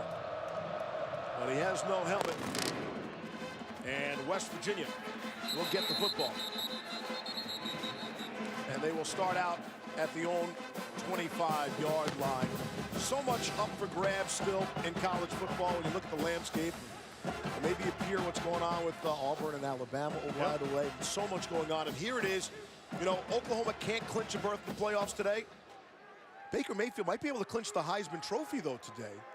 Well, he's still going to have to play well next week, but certainly Baker is head and shoulders above the rest of the candidates, although I would put in my 2 cents for Kerryon Johnson, who looks like he's having a heck of a game in the Iron Bowl and laying it all on the line for his team. Deserves to be in New York. On first down and 10. Out to the 27-yard line, Justin Crawford picks up 3. You know, it's hard to say this game turned on that onside kick because it was already 21-10. But ever since that onside kick that West Virginia illegally touched, really 6 inches too soon, Oklahoma scored 24 unanswered points. And they lead 45-10. Chris Chuganov is the starting quarterback, but it's Kennedy McCoy out of the Wildcat, who's done the bulk of the offense for the Mountaineers. Marquez Overton makes the tackle there. Chugunov is an interesting story because he replaced Will Greer. In case you missed it from a week ago, Greer, a gruesome injury, and brought into some talking about the attention of the play call itself on a 3rd down and 1. Instead of handing it off to, say, a Justin Crawford, for example, it was Greer trying to reach for the pylon and busted up his finger. Had the surgery this past Sunday.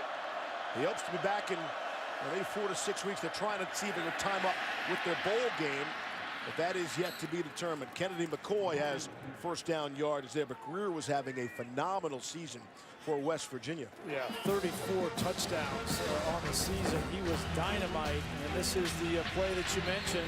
It was a fake, and I don't blame the play call one bit.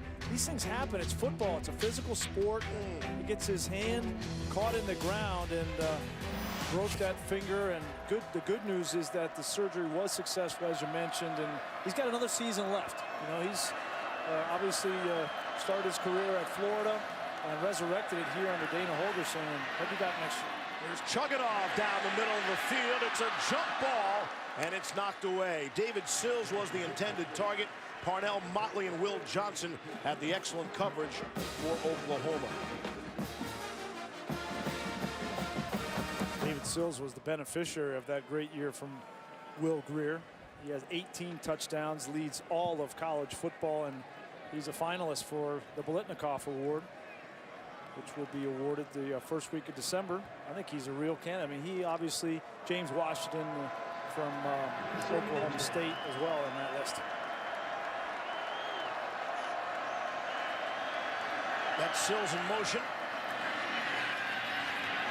And they'll hand it off to Crawford, and he is taken down for a loss. Amani Bledsoe, and a flag comes late. Could be a face mask. And that seems to be everyone's indication. Yeah, that clearly looked like a face mask. I'm not sure why there weren't 2 or 3 more flags. Bledsoe got that right hand out on Justin Crawford.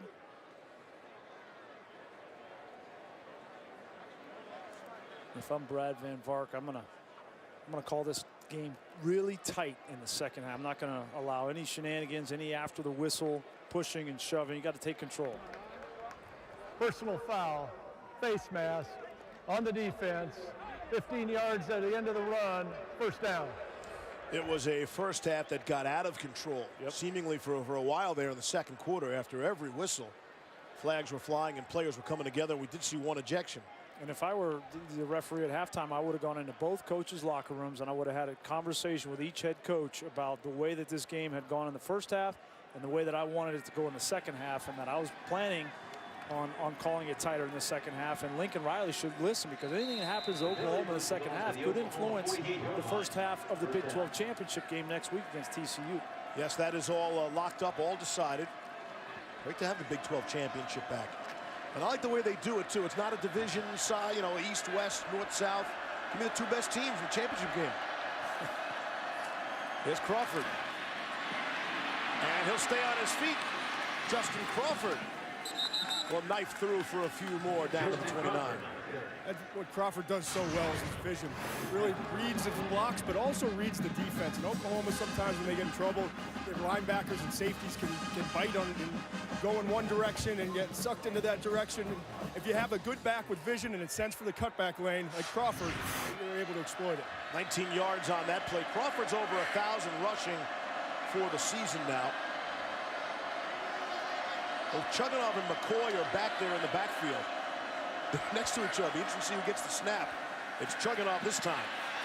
And he'll throw one down. And under through Gary Jennings, the flag flies late. Stephen Parker on the coverage. He's going to get whistled for pass interference. This is the biggest difference between a Will Greer and a Chris Chugunov.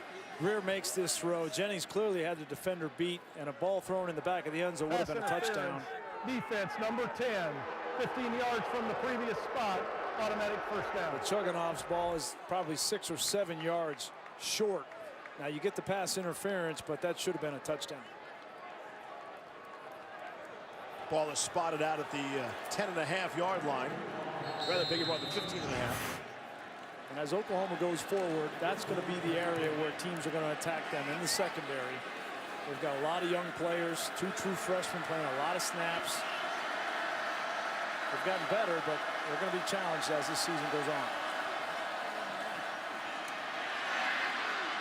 It's McCoy, untouched into the end zone. Kennedy McCoy for the 15-yard touchdown.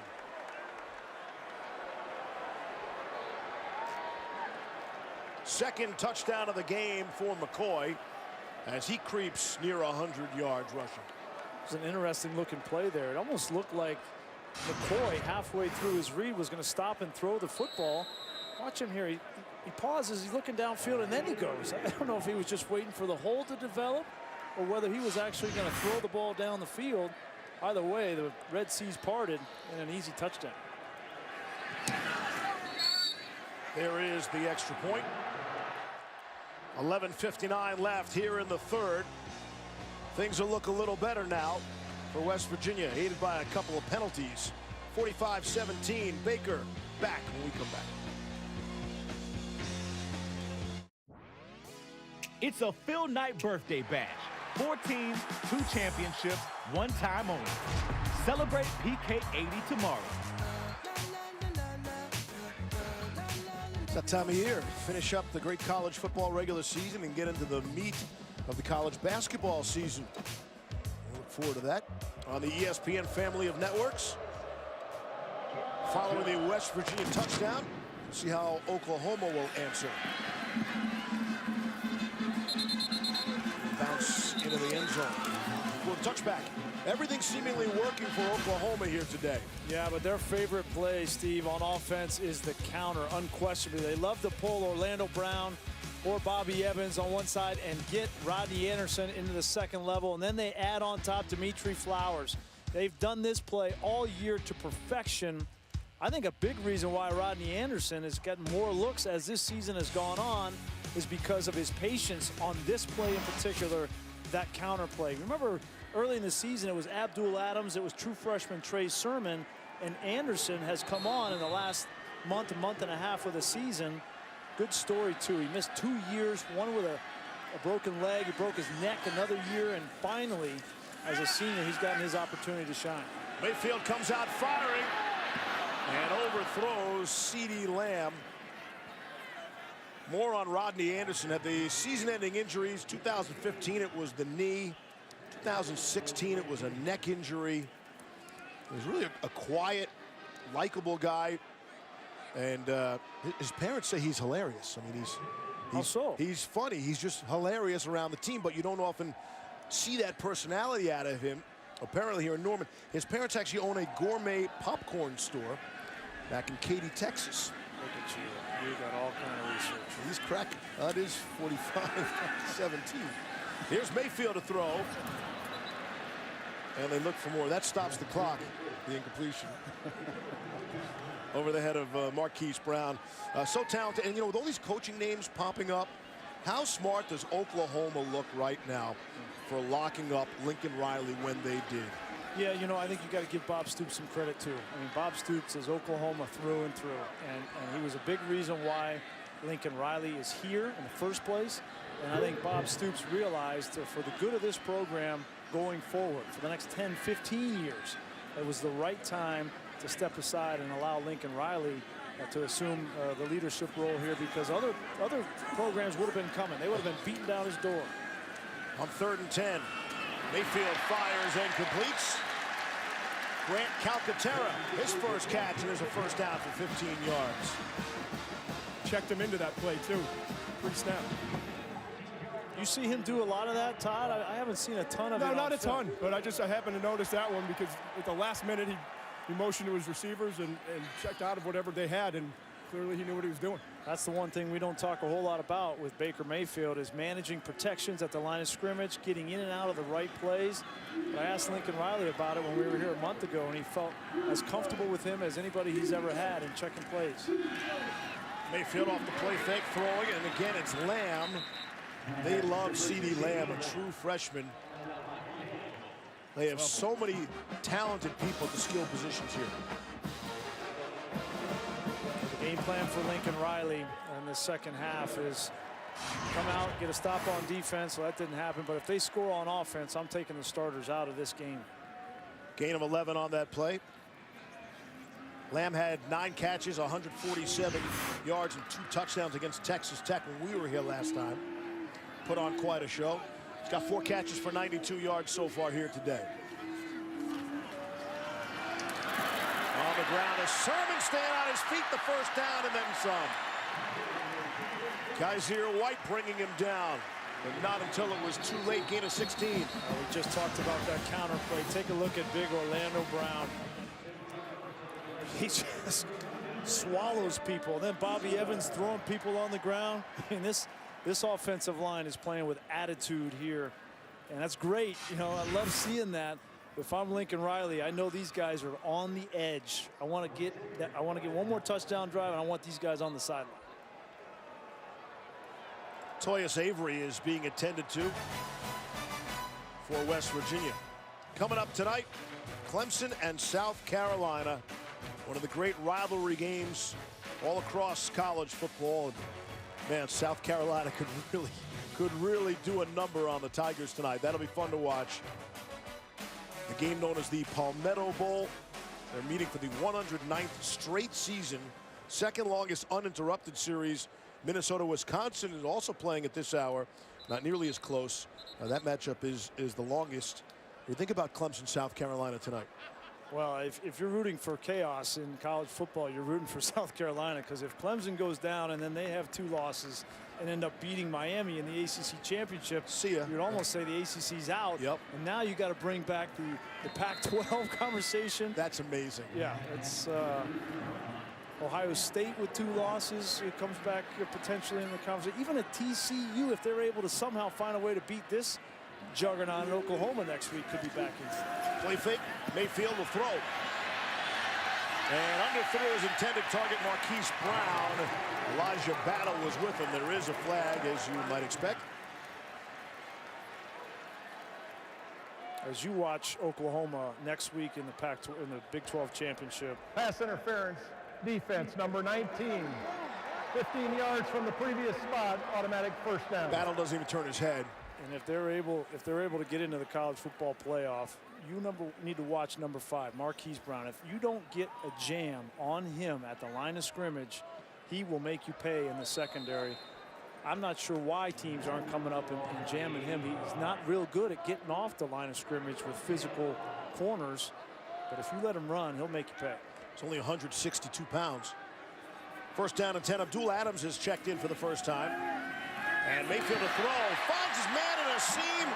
It's Calcaterra for the touchdown. Grant Calcaterra. 3rd touchdown of the season for the true freshman. And man, the Sooners move up and down the field at ease. It's because all elements of this offense fit together, Steve. The run game fits with the pass game. You're going to see hard play action away, and that affects the linebackers. And you insert Andrews and Calcaterra. Calcaterra is basically a tight end, but you insert those guys in the seam while you're affecting the underneath coverage with that play action, and it's impossible to stop. 8 possessions, 7 ending in touchdowns. Even the one field goal was a 51-yard field goal. I mean, it's an amazing day, and there's more to come for Baker Mayfield at 4th-ranked Oklahoma.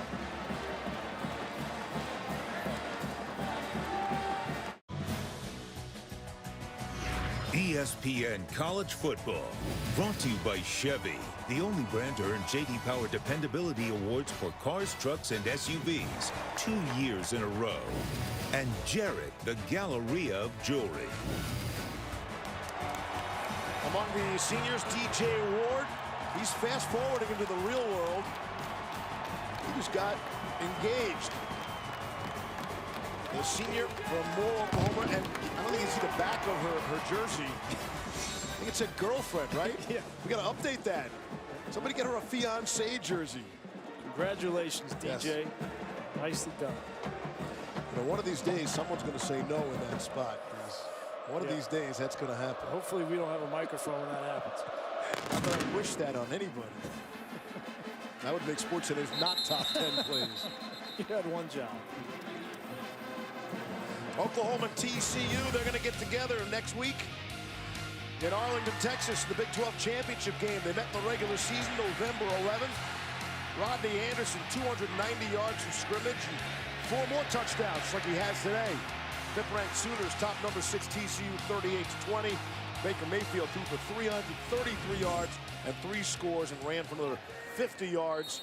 And that will be a fun game to watch. It's one of the hardest things to do in sports is beat a team twice in 1 year, right? And so that's the challenge for Oklahoma. You know Gary Patterson, how good of a defensive coach he is, and he'll have time to watch that film, grade it with his guys on defense, and come up with a plan for Oklahoma's offense and Baker Mayfield. I expect Kenny Hill to play a better game as well. He didn't play very well in the first time. I think one of the things is going to be to watch out for Anderson catching the ball. You see that catch he had against TCU?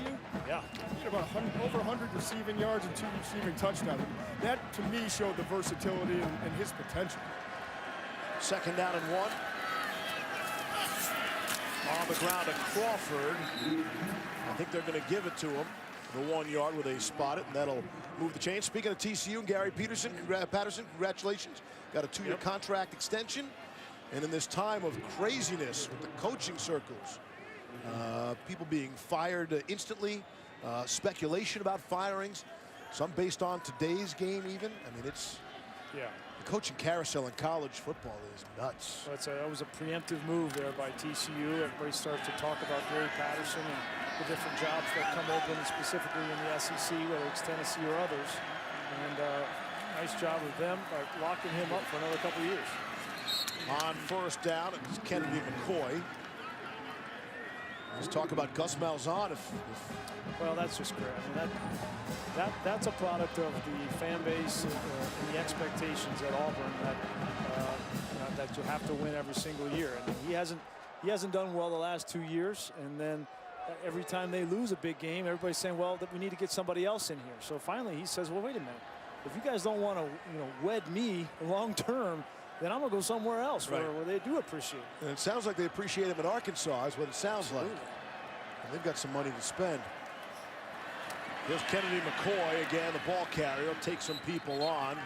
Kenneth Murray among them. We got a shot at Dana Holgorsen for the first time on the sideline in the Sands headset, which is kind of an odd sight. Not attached at all in any way. It's not been the kind of year that Dana Holgorsen was looking for, but he's made some changes. He turned over the play calling duty to Jake Spavital. I thought it was the right decision as we started this year with Dana Holgorsen. He's taken more interest in special teams and managing the game.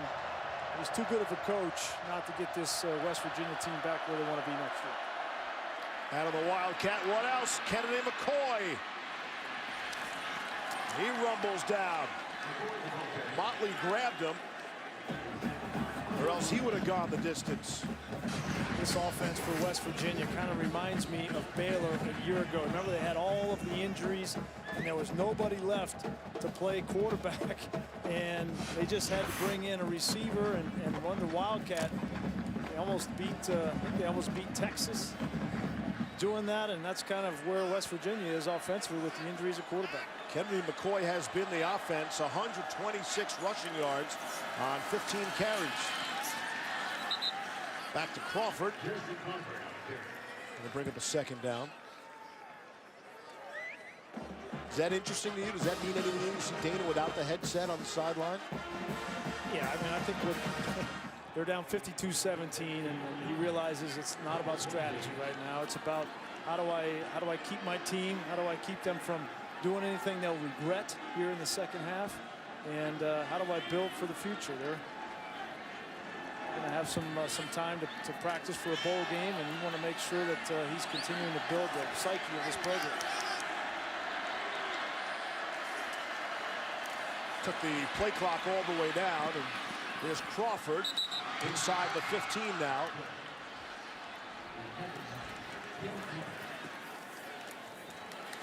Holgorsen was rather public this week, saying, hey, the offense is in a bad place, and I've got to fix it. And he's really tried to stay away and delegate, be more of a CEO this year. Interesting public comments, I thought, this week. Yeah, and I think it's been kind of a combination with Jake Spavital.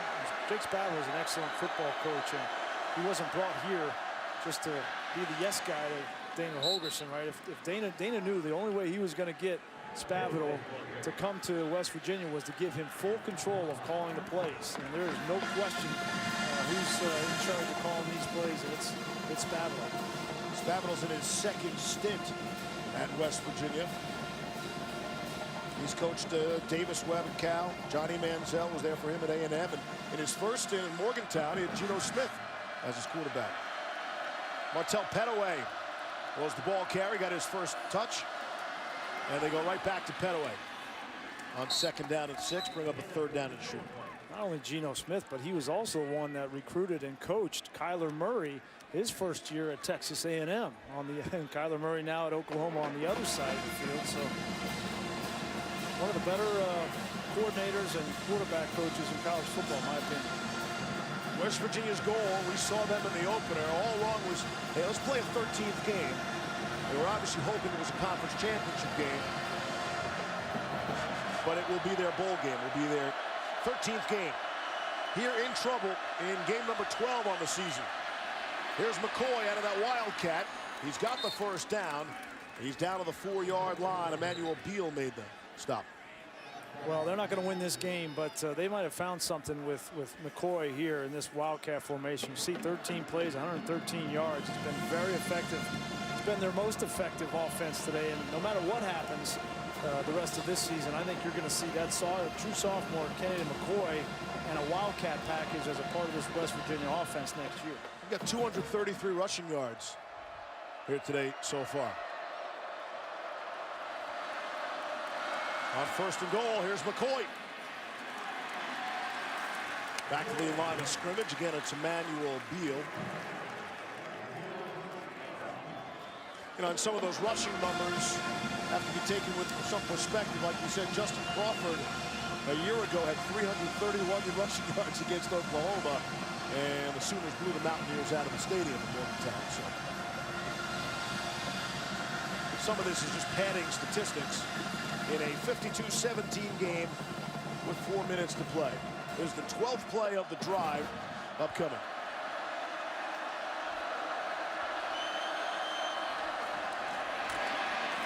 It's McCoy all day long. And no signal yet. Well, I thought he got in. Great effort by McCoy. He did. You were right. Touchdown, West Virginia. It's Kennedy McCoy.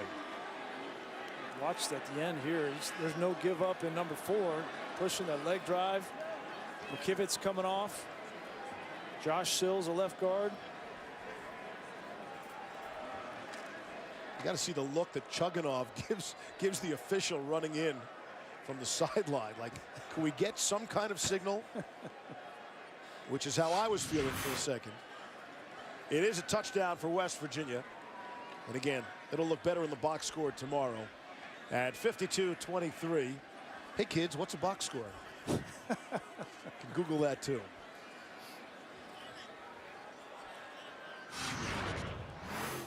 Here's Chugunov, bottom of your screen.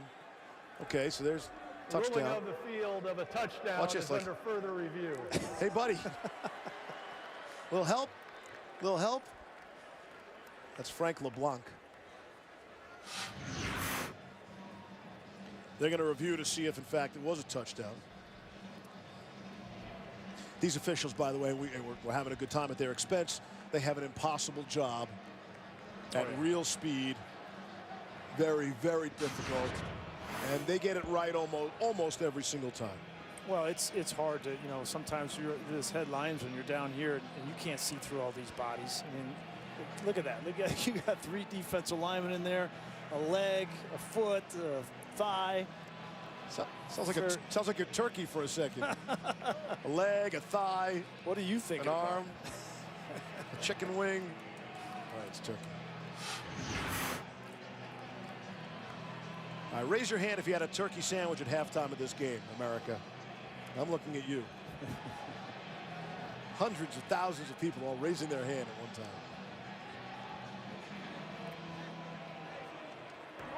After review, the ruling on the field of touchdown stands as called.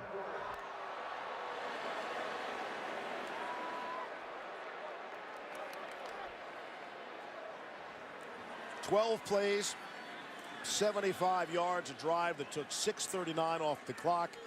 They did not put the football in the air one time." Yeah, a lot of Wildcat.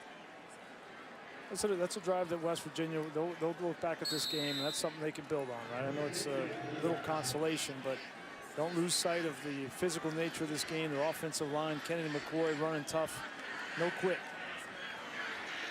There's Staley on for the extra point. Boots it through.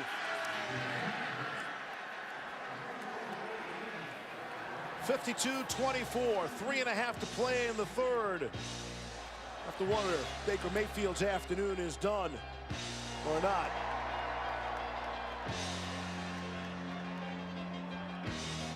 View, multi-view. So UNC, NC State, that game is on ESPNU. It's currently the Tar Heels down against the Wolfpack, and Iowa State and K-State, that game is on ESPN2. Cyclones have a 5-point lead, 2:11 to go. Back to Steve Levy and Brian Gracie and Topic Show. Adnan continues to navigate the college football landscape throughout the afternoon and into the early evening. Marcellus Sutton on the return. Out to the 40-yard line. Take a look at our Buick Drive recap. Really just about every single drive resulted in a touchdown for Oklahoma. Yeah, started out the second play of the game after a Kyler Murray long run. It's been the Rodney Anderson show. 4 touchdowns on the day for him, over 115 yards on the ground. And it's been that counterplay, and this offensive line up front for Oklahoma deserves a lot of credit. They came out ready to play. Even though it was chippy in the first half, they kept their cool and they were able to establish the run game, and that's been the difference so far. Austin Seibert is the kicker for Oklahoma. He's also their punter, and we have not seen him punt here today. 8 possessions, 7 touchdowns, 1 field goal. And this is how Oklahoma opens possession number 9 with a Trey Sermon run for first down yardage. I got to be honest, I'm a little surprised that Baker Mayfield's still on the field, although Kyler Murray now coming on the field, and I think they just wanted to give him an ovation coming off.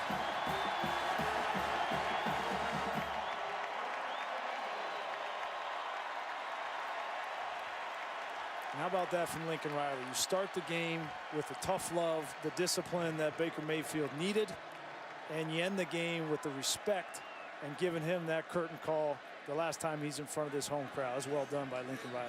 It's a guy who's paying attention and detail-oriented as well. Here's Trey Sermon. Wow, takes a big shot. Kaiser White has not given up. White continues to bring the lumber for West Virginia.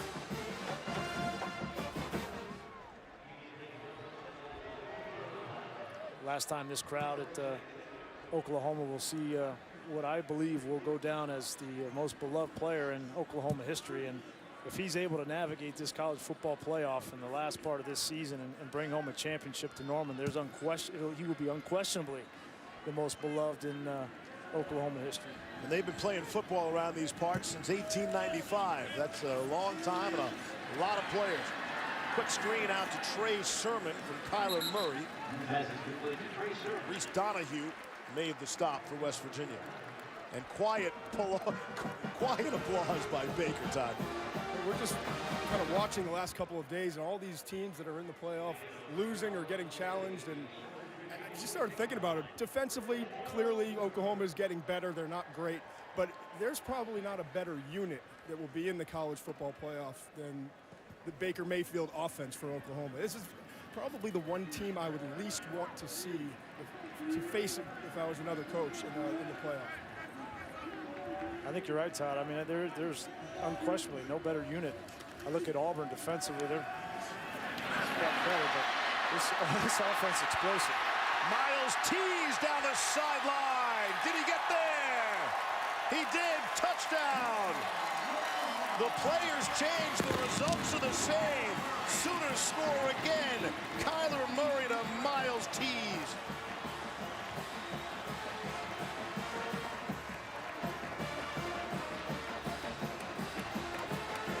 don't think that this mop-up duty for Kyler Murray doesn't mean something. He came to Oklahoma much like Baker Mayfield came to Oklahoma after going one place and not working out. He knows this is the last game for Baker Mayfield. This is his show next year, and he wants to stake claim to this Oklahoma, the keys of this Oklahoma offense, and by all accounts, he'll be in good hands. 46-yard scoring strike, I'll say. Pass was a bit low. Teams did a good job to bring it up.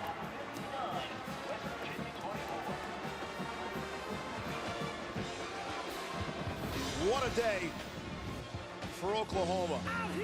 Want to see a relationship between quarterback and head coach? Does that look like Favre, or does that look like Favre?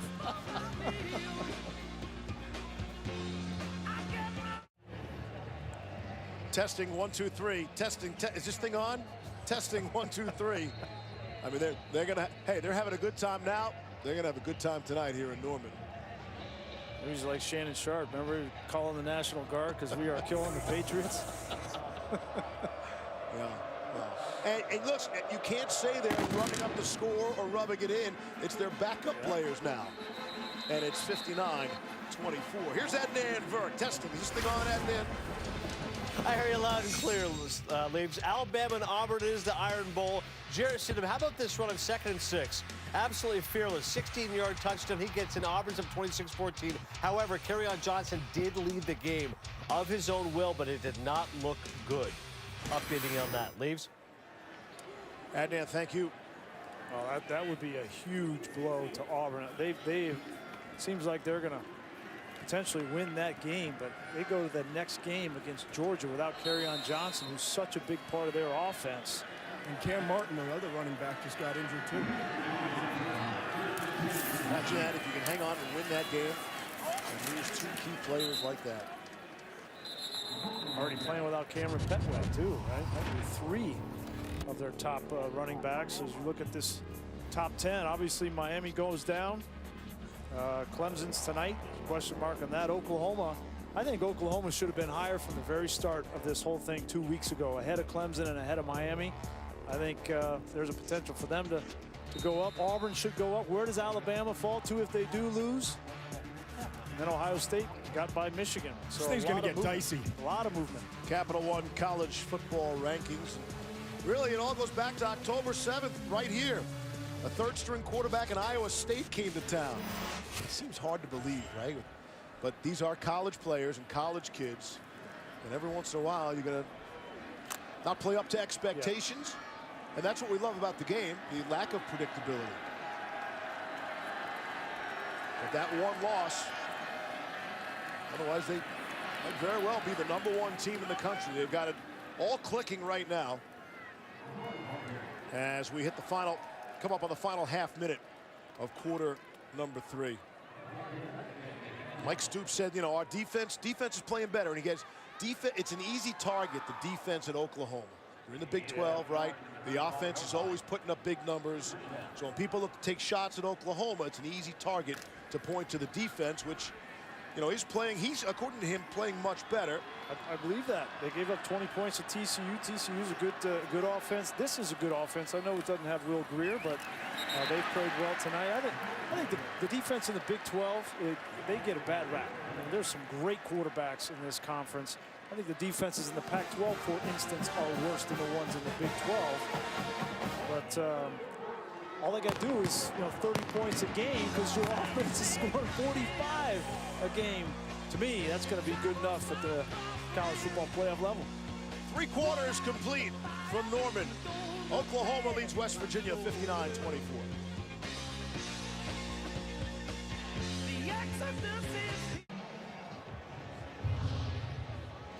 With producer Josh Hoffman and director Mike Schwab, Levy, Greasy, and McShay from Norman, Oklahoma. As we wish you all a happy Thanksgiving weekend. Enjoy those leftovers. Welcome you to quarter number 4. With Oklahoma out on top 59-24. And the Mountaineers trying to make it a little more respectable. Kennedy McCoy could not run underneath that one. In West Virginia for the 3rd quarter, they ran 22 plays, 21 of them on the ground, and just 1 pass play. As you look at Chris Chugunov who is replacing Will Greer, the star quarterback for the Mountaineers, who was injured last week and hopes to return for their bowl game. Well, that'll be very close. The timetable, the date of the bowl, that could be very close again. Greer hoping to throw in the next week or two. Yeah, they had to insert a pin and a screw in his hand. Part of his finger on his throwing hand is that middle finger. And judging from the way I threw the ball, your middle finger is obviously the longest finger, and it's the last finger that leaves the ball. So it's very difficult to throw if you don't have great feeling in that. So that'll be a stretch for him, but maybe he can get back for that bowl game. See the 34 touchdowns, second most passing touchdowns in the country, and they do throw the ball. Grease, how many 1,000-yard receivers do you think there are in the entire SEC? In the whole conference, if you had to guess. This is fascinating. Here's Chugunov throwing for one of his many talented receivers like Karan White. There's actually one 1,000-yard receiver in the SEC. It's A.J. Brown of Ole Miss, but West Virginia has a chance, depending on the stat, to have 3 1,000-yard receivers. Yeah, they came in. One team, and the whole SEC has one as a conference. And when you consider Justin Crawford went over 1,000 yards rushing here today, the last team in the FBS to have 3 1,000-yard receivers and 1 1,000-yard running back, Tulsa in 2007. Was that the Aflac trivia question? No, that wasn't. I believe that's coming, courtesy of legendary statistician Martin J. Aronoff. Who were the only 2 head coaches to win a national championship in their first season. And a hint for my sidekicks in the booth, the 2 schools both have the same first 2 letters in their name. Our Aflac trivia question. Big help. Now we're sidekicks. Courtesy of Marty. Well, I hope that hint helped you out a lot. I know I have one of them because I have direct knowledge. I watched you look at the answers today. No, I saw the answers this earlier, but I did know one of them. Go after him, McShay. I'll tell you why in a minute. We'll get you that answer shortly. 59-24, Oklahoma. And the Sooners look for some more with Kyler Murray at quarterback. So in 1998, we go to the Rose Bowl, and it was 50-year anniversary of the national championship team at Michigan of the 1948 Michigan team that went undefeated, and they told us the story of their first-year head coach, Benny Oosterbaum. Not familiar with Benny's work. Yeah, I didn't know. So I know that was one of them, Marty. I don't know the other one. That's up to McShay. 2nd and 9.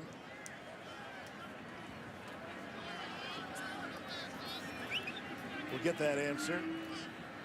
America patiently waits.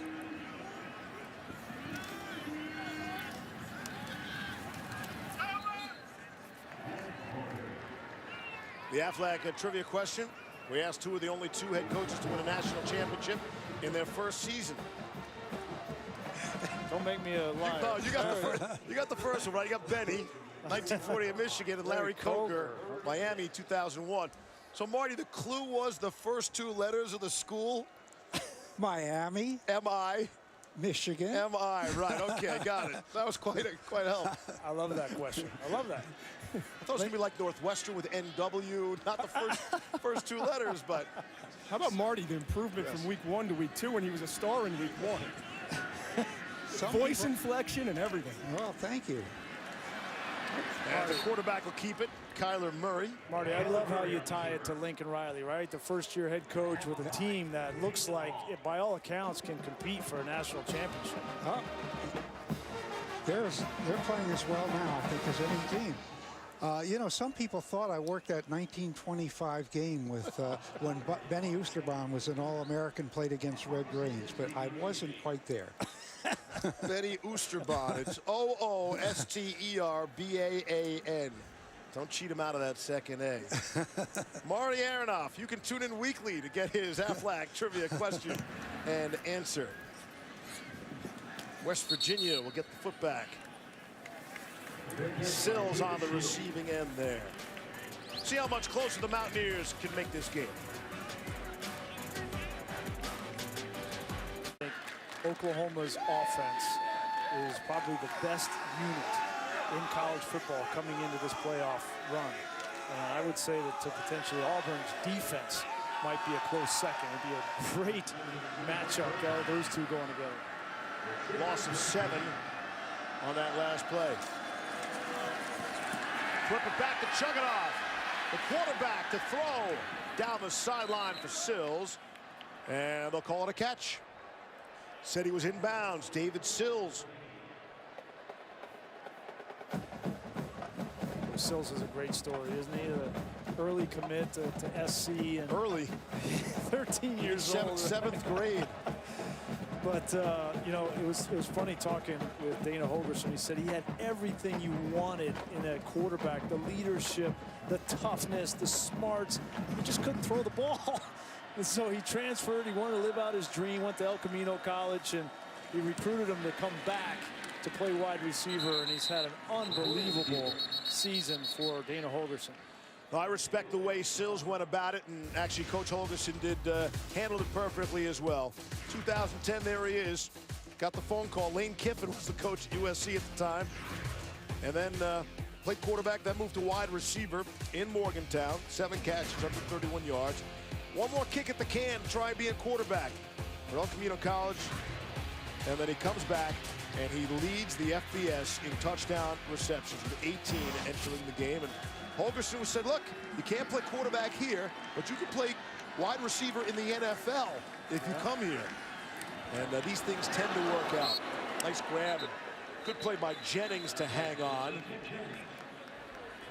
And there is a flag on the field.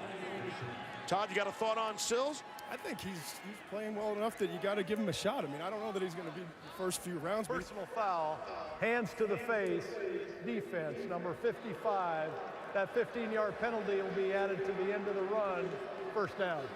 He's 6'4", he's over 200 pounds. He's done a great job of improving as a route runner, and he's really good when the ball's up in the air. I think quarterbacks, general managers love the fact that he was a former quarterback, right? And that he knows offense, knows structures of defenses. And if you got good hands and you can think, you can play in the NFL at receiver. Sills and Jennings are both juniors. Karan White is a senior out of that great White family that has just supplied West Virginia with talent for years. Chugginoff, throw, and end zone, tipped and knocked away.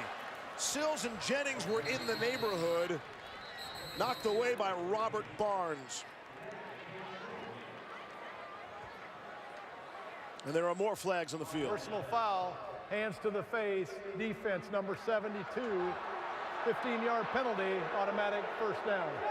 And the chippiness continues, the rough stuff. Well, that's back-to-back hands to the face on Ken Mann and now Amani Bledsoe. We've seen Bledsoe involved.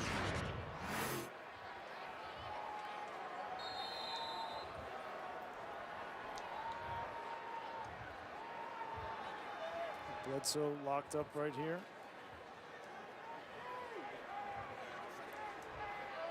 There at the end, yeah. That's not dirty. That's just, you know, getting your hands high, and no better than that. Martell Pettaway to the 10.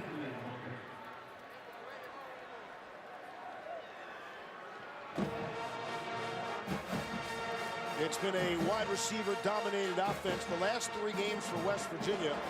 They've scored a total of 6 touchdowns, 3 each to Sills and 3 to White, and that's it. No touchdowns from a running back. They are so reliant on their quarterbacks and wide receivers. And that's been most of the offense in the 3 games prior to this one. They have 24 points on the scoreboard today. On the ground to Pettaway. And he'll be swung around and down to the 10-yard line.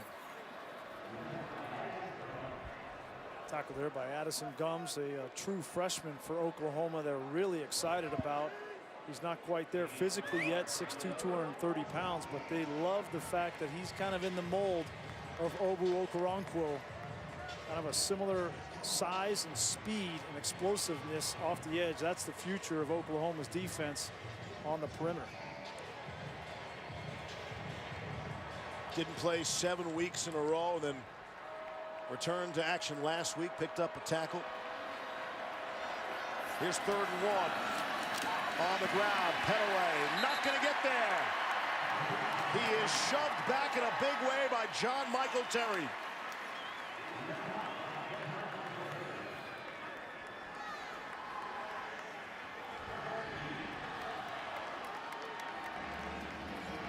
Fourth and 1 at the 10. If this is all the backups, reserves for Oklahoma up front going against the starters for West Virginia. If they can get a stop here, they'd be really fired up. Holgerson's got the headset back on. Here's 4th and 1. Handed off to Kennedy McCoy. Let's see where they mark it. It'll be very close.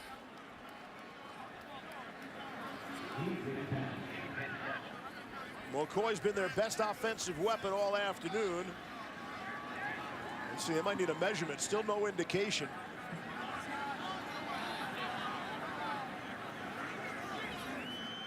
Yeah, they're going to take a look. That's on us. We talked about the skill set of Addison Gumps and the speed, but a little light. And when you get inside here in power football and you try to blow up a power play in short yardage, he got pile drive.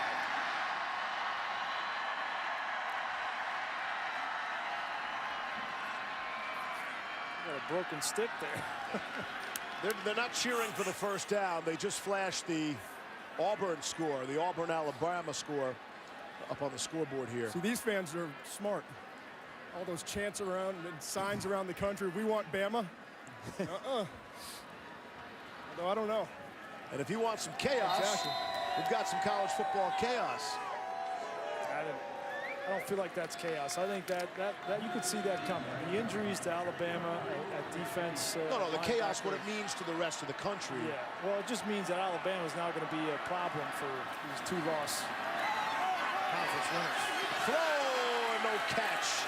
Sills couldn't haul it in with Jordan Thomas on the coverage. Looks like they're going to get maybe a push out. Look like a push in the back. Sills is 6'4", and when he pushed off. After the play was over, unsportsmanlike conduct, defense number 7. Penalty will be half the distance to the goal. Automatic first down. That's number 7's first unsportsmanlike of the game. That's just standing over. Yeah. He's had a really tough year. Let's put it that way. This is a guy 2 years ago we were talking about as potentially a first, second-round draft pick, and he's struggled the last couple of years. And now he's in with the backups late in the game. Doesn't want to be in this situation, but didn't do all the little things that he was supposed to and wound up getting benched for a freshman. Yeah, he got hurt too, had to deal with the injury, and now he's having to fight his way back. That's what Mike Stoops told him. Third Oklahoma penalty this possession. It's Petaway, the ball carrier. But that's not the way to work your way back in, is to get over top of somebody and taunt him like that. Now, Sills has made some plays in this game. He's made some plays downfield on Oklahoma, so maybe it's a little bit of frustration on Jordan Thomas.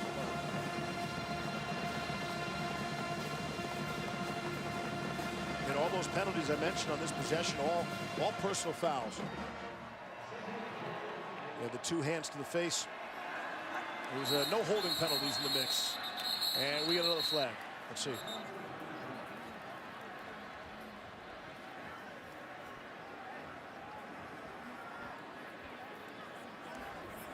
Illegal snap, offense number 79. 5-yard penalty, second down. Matt Jones is the center. An offensive line that's allowed the fewest tackle for losses in the conference. Trying to do their best here today and inch closer to another score and to make this final score a little more respectable. Second and goal now. Chugunov is split out to the left, top of your screen. Here's McCoy. A yard or 2. The clock will wind. John Michael Terry in the middle of it all for the Oklahoma defense. We'll talk about a full plate Thanksgiving. Kennedy McCoy has rushed 25 times in this game. I mean, he has had a heavy load with no real passing game to speak of from Chris Chugunov. It's all been on Kennedy McCoy. He's going to be sore after this one. Has he thrown the football once from the Wildcat? I don't think he has. No. So, I mean, defense knows what's coming. Oh, yeah. And I really haven't been able to stop him. You would think just to mix it up, you'd throw it one side of the Wildcat. Here's Chugunov throwing, and it is knocked away. Karan White had it in his hands and could not hang on. And that true freshman that has beaten out Jordan Thomas that Todd McShay was talking about, Trey Brown, makes the play. Great play here by Trey Brown. First of all, not to get pass interference called. It's very difficult to come from behind, and he waits till the last minute. Karan White had his hands on the football, and they teach you then to play through the hands to the ball. That was well done by Brown. Mentioned the White family, and so many of the Whites, 3 of them at least, have gone through West Virginia. They've got a nephew who's in high school, and he might be on the way. Talented family. Timeout, Oklahoma. Their first of the half. It'll be a media break. And we are members of the media. We'll take it with them. ESPN College Football is presented by PlayStation Vue. Watch the biggest moments in sports. Try it free today. And in part by Jiffy Lube, proudly pouring Pennzoil Synthetics. Happy to welcome back our long-lost friend, the Big 12 championship game. Last time they played it was 2010 in Arlington. Nebraska's last game of the Big 12 before departing for the Big 10. Landry Jones threw for 342. The Sooner defense sacked Husker quarterback Taylor Martinez 7 times. Sooners came back from 17-0 deficit to defeat Nebraska 23-20. And they'll play the Big 12 championship game next week, Oklahoma against TCU. 4th and goal from out at the 8. Chugunov the throw off his back foot, looking for Sills, overthrows him, and they will turn it. Oh, wait a second, there's a flag. Chance Sylvie was on the coverage, and Lincoln Riley saying that's uncatchable. I think he's got a point. That ball went out of bounds. The universal sign for uncatchable. Pass interference, defense number 28. The ball will be placed at the 2-yard line, automatic first down. 4th penalty on the Sooners on this drive. Take a look. Is Sills able to catch that football? There's no chance. I think it's a ticky-tack call, even if it was close. It's a bad call on Yep. Silver. I think he's got an argument. I think he's got a case. Let's settle out of court. On another wild college football Saturday. It's pretty wild college football Friday, too. It's the definition of college football. Yeah. It's wild. Saw number 2 go down in Miami yesterday. And number 1 Alabama today. Here's 1st and goal. Gonna throw for it back in the end zone. No. Trevon Wesco caught it, but he was clearly out of the back of the end zone. 2nd and goal. We've seen 2 nice plays from true freshman Trey Brown. This time he reacts. Got fooled with the fake, and number 6 here sees coming back. Don't ever give up on the play. If he doesn't come back and push the tight end out of the end zone, that would have been a touchdown. Those are going to be 2 plays that Mike Stoops, defensive coordinator, gives a little bit of praise to the true freshman, and probably why he's seeing more snaps. Bring up the 14th play on this drive. On the ground. Head away. Touchdown is the signal. And the score.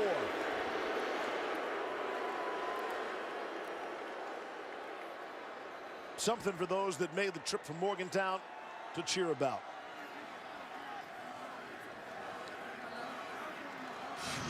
Take a look from the progressive pylon cam.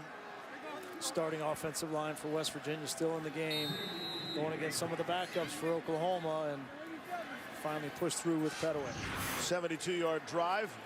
Takes 6 minutes, 17 seconds off the clock. Petaway cashes in. Extra point is through. So it'll be look a lot more respectable when they talk about this game in the rivalry next year. 59-31.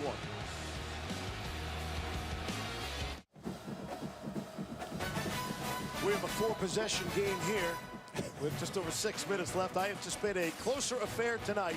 Coming up right here on ESPN, 3rd-ranked Clemson and number 24 South Carolina. And then following the game, stick around for SportsCenter at night.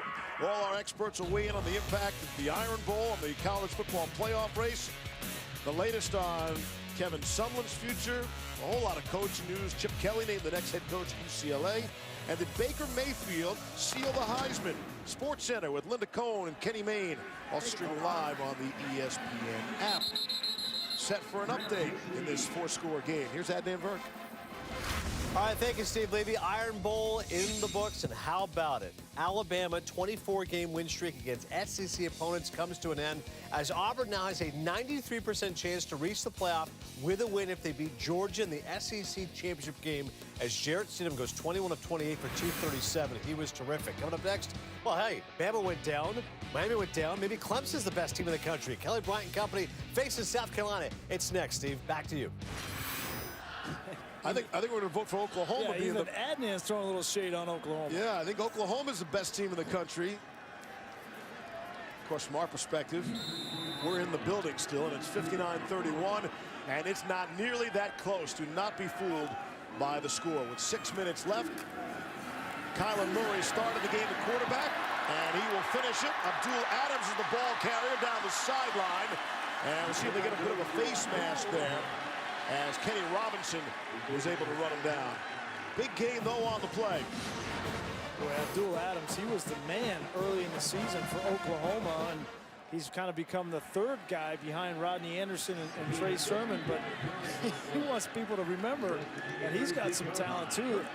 Talented, deep stable of tailbacks for Oklahoma, and almost amazed at the fact that they lose Samaje Perine and Joe Mixon, and they come back with this 3-headed monster. 39 yards on the carry for Abdul Adams.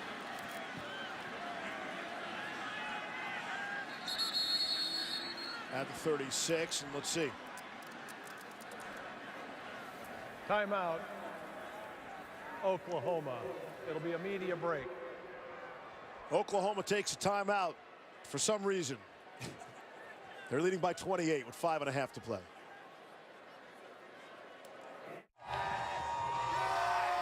Back in Norman. Baker Mayfield for Heisman. What do you think? Is that the Baker Mayfield Halloween costume? Right? Looks just like him. I think he's got a shot. I don't know. A shot. But it did seem like the gap was close, right? Middle of the season, so many more competitors. Oh, yeah, with Saquon Barkley. So tight. Bryce Love and all this talk. It really seems like there's a much bigger gap right now with Baker Mayfield well ahead of the field.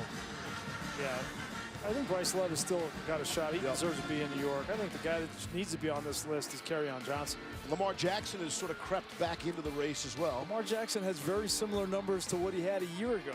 So, of course, he should be on that list. And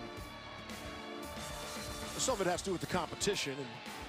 And Mayfield's having an epic season. Yeah, it's his to run away. It's his. Yeah.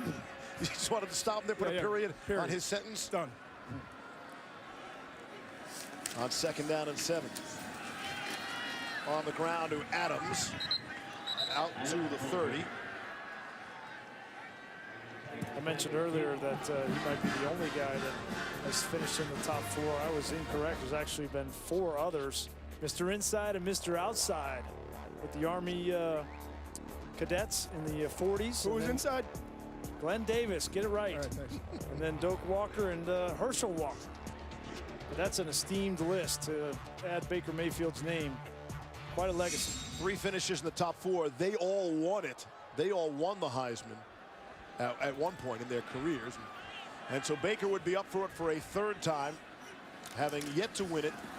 Maybe this is his year. Might be his year, might be the Sooners' year.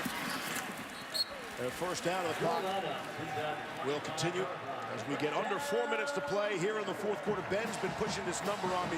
Grease, last time number 1 and number 2 lost in the same week this late in the season. You have to go back to 2007. These West Virginia Mountaineers, they lost to Pitt. Yeah. And Missouri fell to Oklahoma. Sam Bradford at quarterback. So doesn't happen that often, but a lost weekend for the top 2 teams, and be interested to see what the shakeup is. Tuesday night becomes really must-see television now. You're dying to see how they seed out the top 4 teams. Could Oklahoma go from 4 to 1? Absolutely. I've had Oklahoma at the top. Here's Murray with speed. They should be number 1. I mean, they have done everything they could do, and they've done it in impressive fashion. And I don't think there's any question. I look at the other teams. Clemson, obviously, is the other team that has the right to that number 1 spot, but Clemson has not looked good in some of their wins. This is a more impressive team. We've done 2 Clemson games this year. We did Clemson against Auburn, and then we did them a couple of weeks ago. This team and Baker Mayfield is the big reason why I would have them number 1. Dropping Miami right out? Yeah, Miami's out of the top 4. Out of your 4. It's Abdul Adams, the ball carrier. Brian and Todd have weighed in on their new top 4. And Grease has Oklahoma at 1. McShay has them at 2. Well, these are where we think that it's going to wind up in the end, right? As of now, taking into account these results. Well, I might have the wrong assignment then. That's what I said last week. I'm looking forward, and I'm thinking if Clemson goes and beats a team in Miami, it's probably going to be in the top 6, that they'll wind up at 1, and Oklahoma at 2. I know this, that yes, tell me. Auburn, while it was a great win today, they have some issues at running back. If Kerryon Johnson didn't look like he was going to be able to come back anytime soon, and Cam Martin goes out with an ankle, already missing Cam Petway, that might be an issue against Georgia. Grease, that knocks. Georgia wins that SEC championship. It knocks out Auburn because they have 3 losses. Yep. And you can't put Bama in over Auburn with the 1 loss because they just lost to him. So that then opens things up for some other conferences, a team like Ohio State, if they are able to beat Wisconsin. Or bring back the West Coast. Oh, Notre Dame. Notre Dame's definitely in it. Notre Dame, if SC, Georgia being in, right? You wouldn't have been able to put Notre Dame in if Georgia was sitting there at 5 because of what Georgia did to Notre Dame. So it helps Notre Dame as well. 3rd and 2. Looking to crack 60. All sorts of time for Murray. Back of the end zone and a flag. 2 flags. Kaiser White on the coverage. I'll say this about White. He has played hard. Yep. Kaiser White plays hard from start to finish. Actually 3 markers down.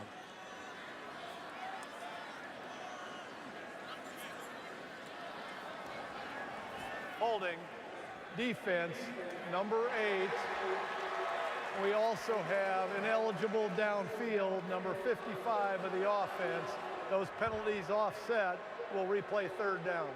They did a fascinating exercise on game day today. They did blind resumes for all the guys. And one of the 2 losses, best strength of schedule, best strength of record, non-conference champion.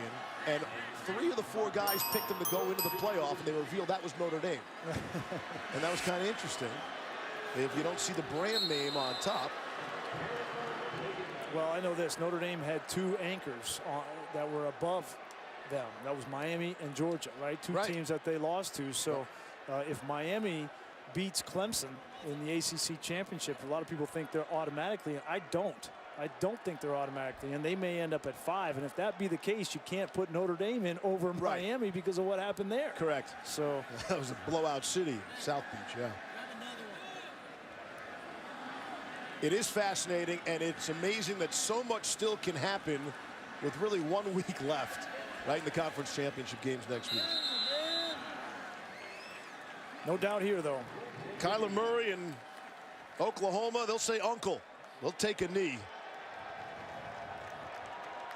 59-31 will be your final score. Fourth-ranked Oklahoma makes a case to be the #1 team in the country. And with all of the upset and turmoil that we've seen, you know, higher-ranked teams that fall to lower opponents and distractions and all kinds of things. Everything was set up here this week for Oklahoma to be distracted. With a team coming in with a backup quarterback, and they did not allow it to creep into their psyche. They handled their leader in Baker Mayfield the right way. Lincoln Riley led the right way. Kyler Murray stepped in and played excellent when they needed him, and this defense got better. And this is as impressive a performance as you could have had this week, given all the circumstances. That was one of the interesting things coming in. How long before Baker Mayfield would enter the game? It turned out being just 2 offensive snaps. That's all he missed, because Oklahoma had a 70-yard touchdown drive to start the game. And then he was in, and then he was out when the game was out of doubt. Baker Mayfield, a brilliant performance today. Only put the ball in the air 17 times, completing 14 passes. He hit on his first 8, good for 281 yards, 3 touchdowns, and did not throw an interception. And the respect and the handshakes for Baker Mayfield that he was not able to receive at the start of the game for the coin flip by not being one of the captains for today's game. And maybe one of the most impressive things he did today was not throwing the football or running it, but the way that he changed his behavior, his actions, his leadership in a game that was chippy, that is normally what the kind of game that he likes to be in, likes to talk and likes to be animated. He was reserved, he led, and it was impressive. Speaking of the man, here he is with our Todd McShay. Baker, you went through so much this week, obviously. How good was it to just get on the field? Oh, unbelievable. You know, it's one thing, you know, to be on the outside looking in. You know, I had the support of all these fans here and all my teammates and coaches. I mean, unbelievable. And they got me through the week, and then getting out here, like you said, it just helped. It was chippy early on, a lot of pushing and shoving. You were kind of in a different role of getting everyone to be the peacekeeper, if you will. You think this is part of maybe kind of learning from mistakes? It is, but also we knew exactly what was going to happen playing West Virginia. It's always chippy with them. I mean, you look at the past couple of years, there's been stuff before the game during warm-ups. We knew that. It's just the fact that we had one case where we didn't, you know, keep our cool and be the better person. But, yeah, for me, it's about learning and growing. And, you know, I'm a 22-year-old kid, and if I learn along the way and people get to watch me grow, I'm fine with that. And moving forward, now you get the Big 12 championship. First time in years you go play in that game. What are your thoughts on playing TCU again? It's a great challenge. You know, obviously Coach Patterson always has them ready to go, and always playing somebody twice is hard. And, you know, it being that, you know, that close together, it'll be a good challenge for us, but that's what we wanted. Thanks, man. Good luck. Thank you. Oklahoma could not clinch anything today, but they certainly are much closer to that coveted college football playoff spot and a Heisman Trophy for Baker Mayfield. It's all Sooners on senior night. Oklahoma beats West Virginia to the tune of 59-31. That's it from Norman. Back to the studio in Adnan.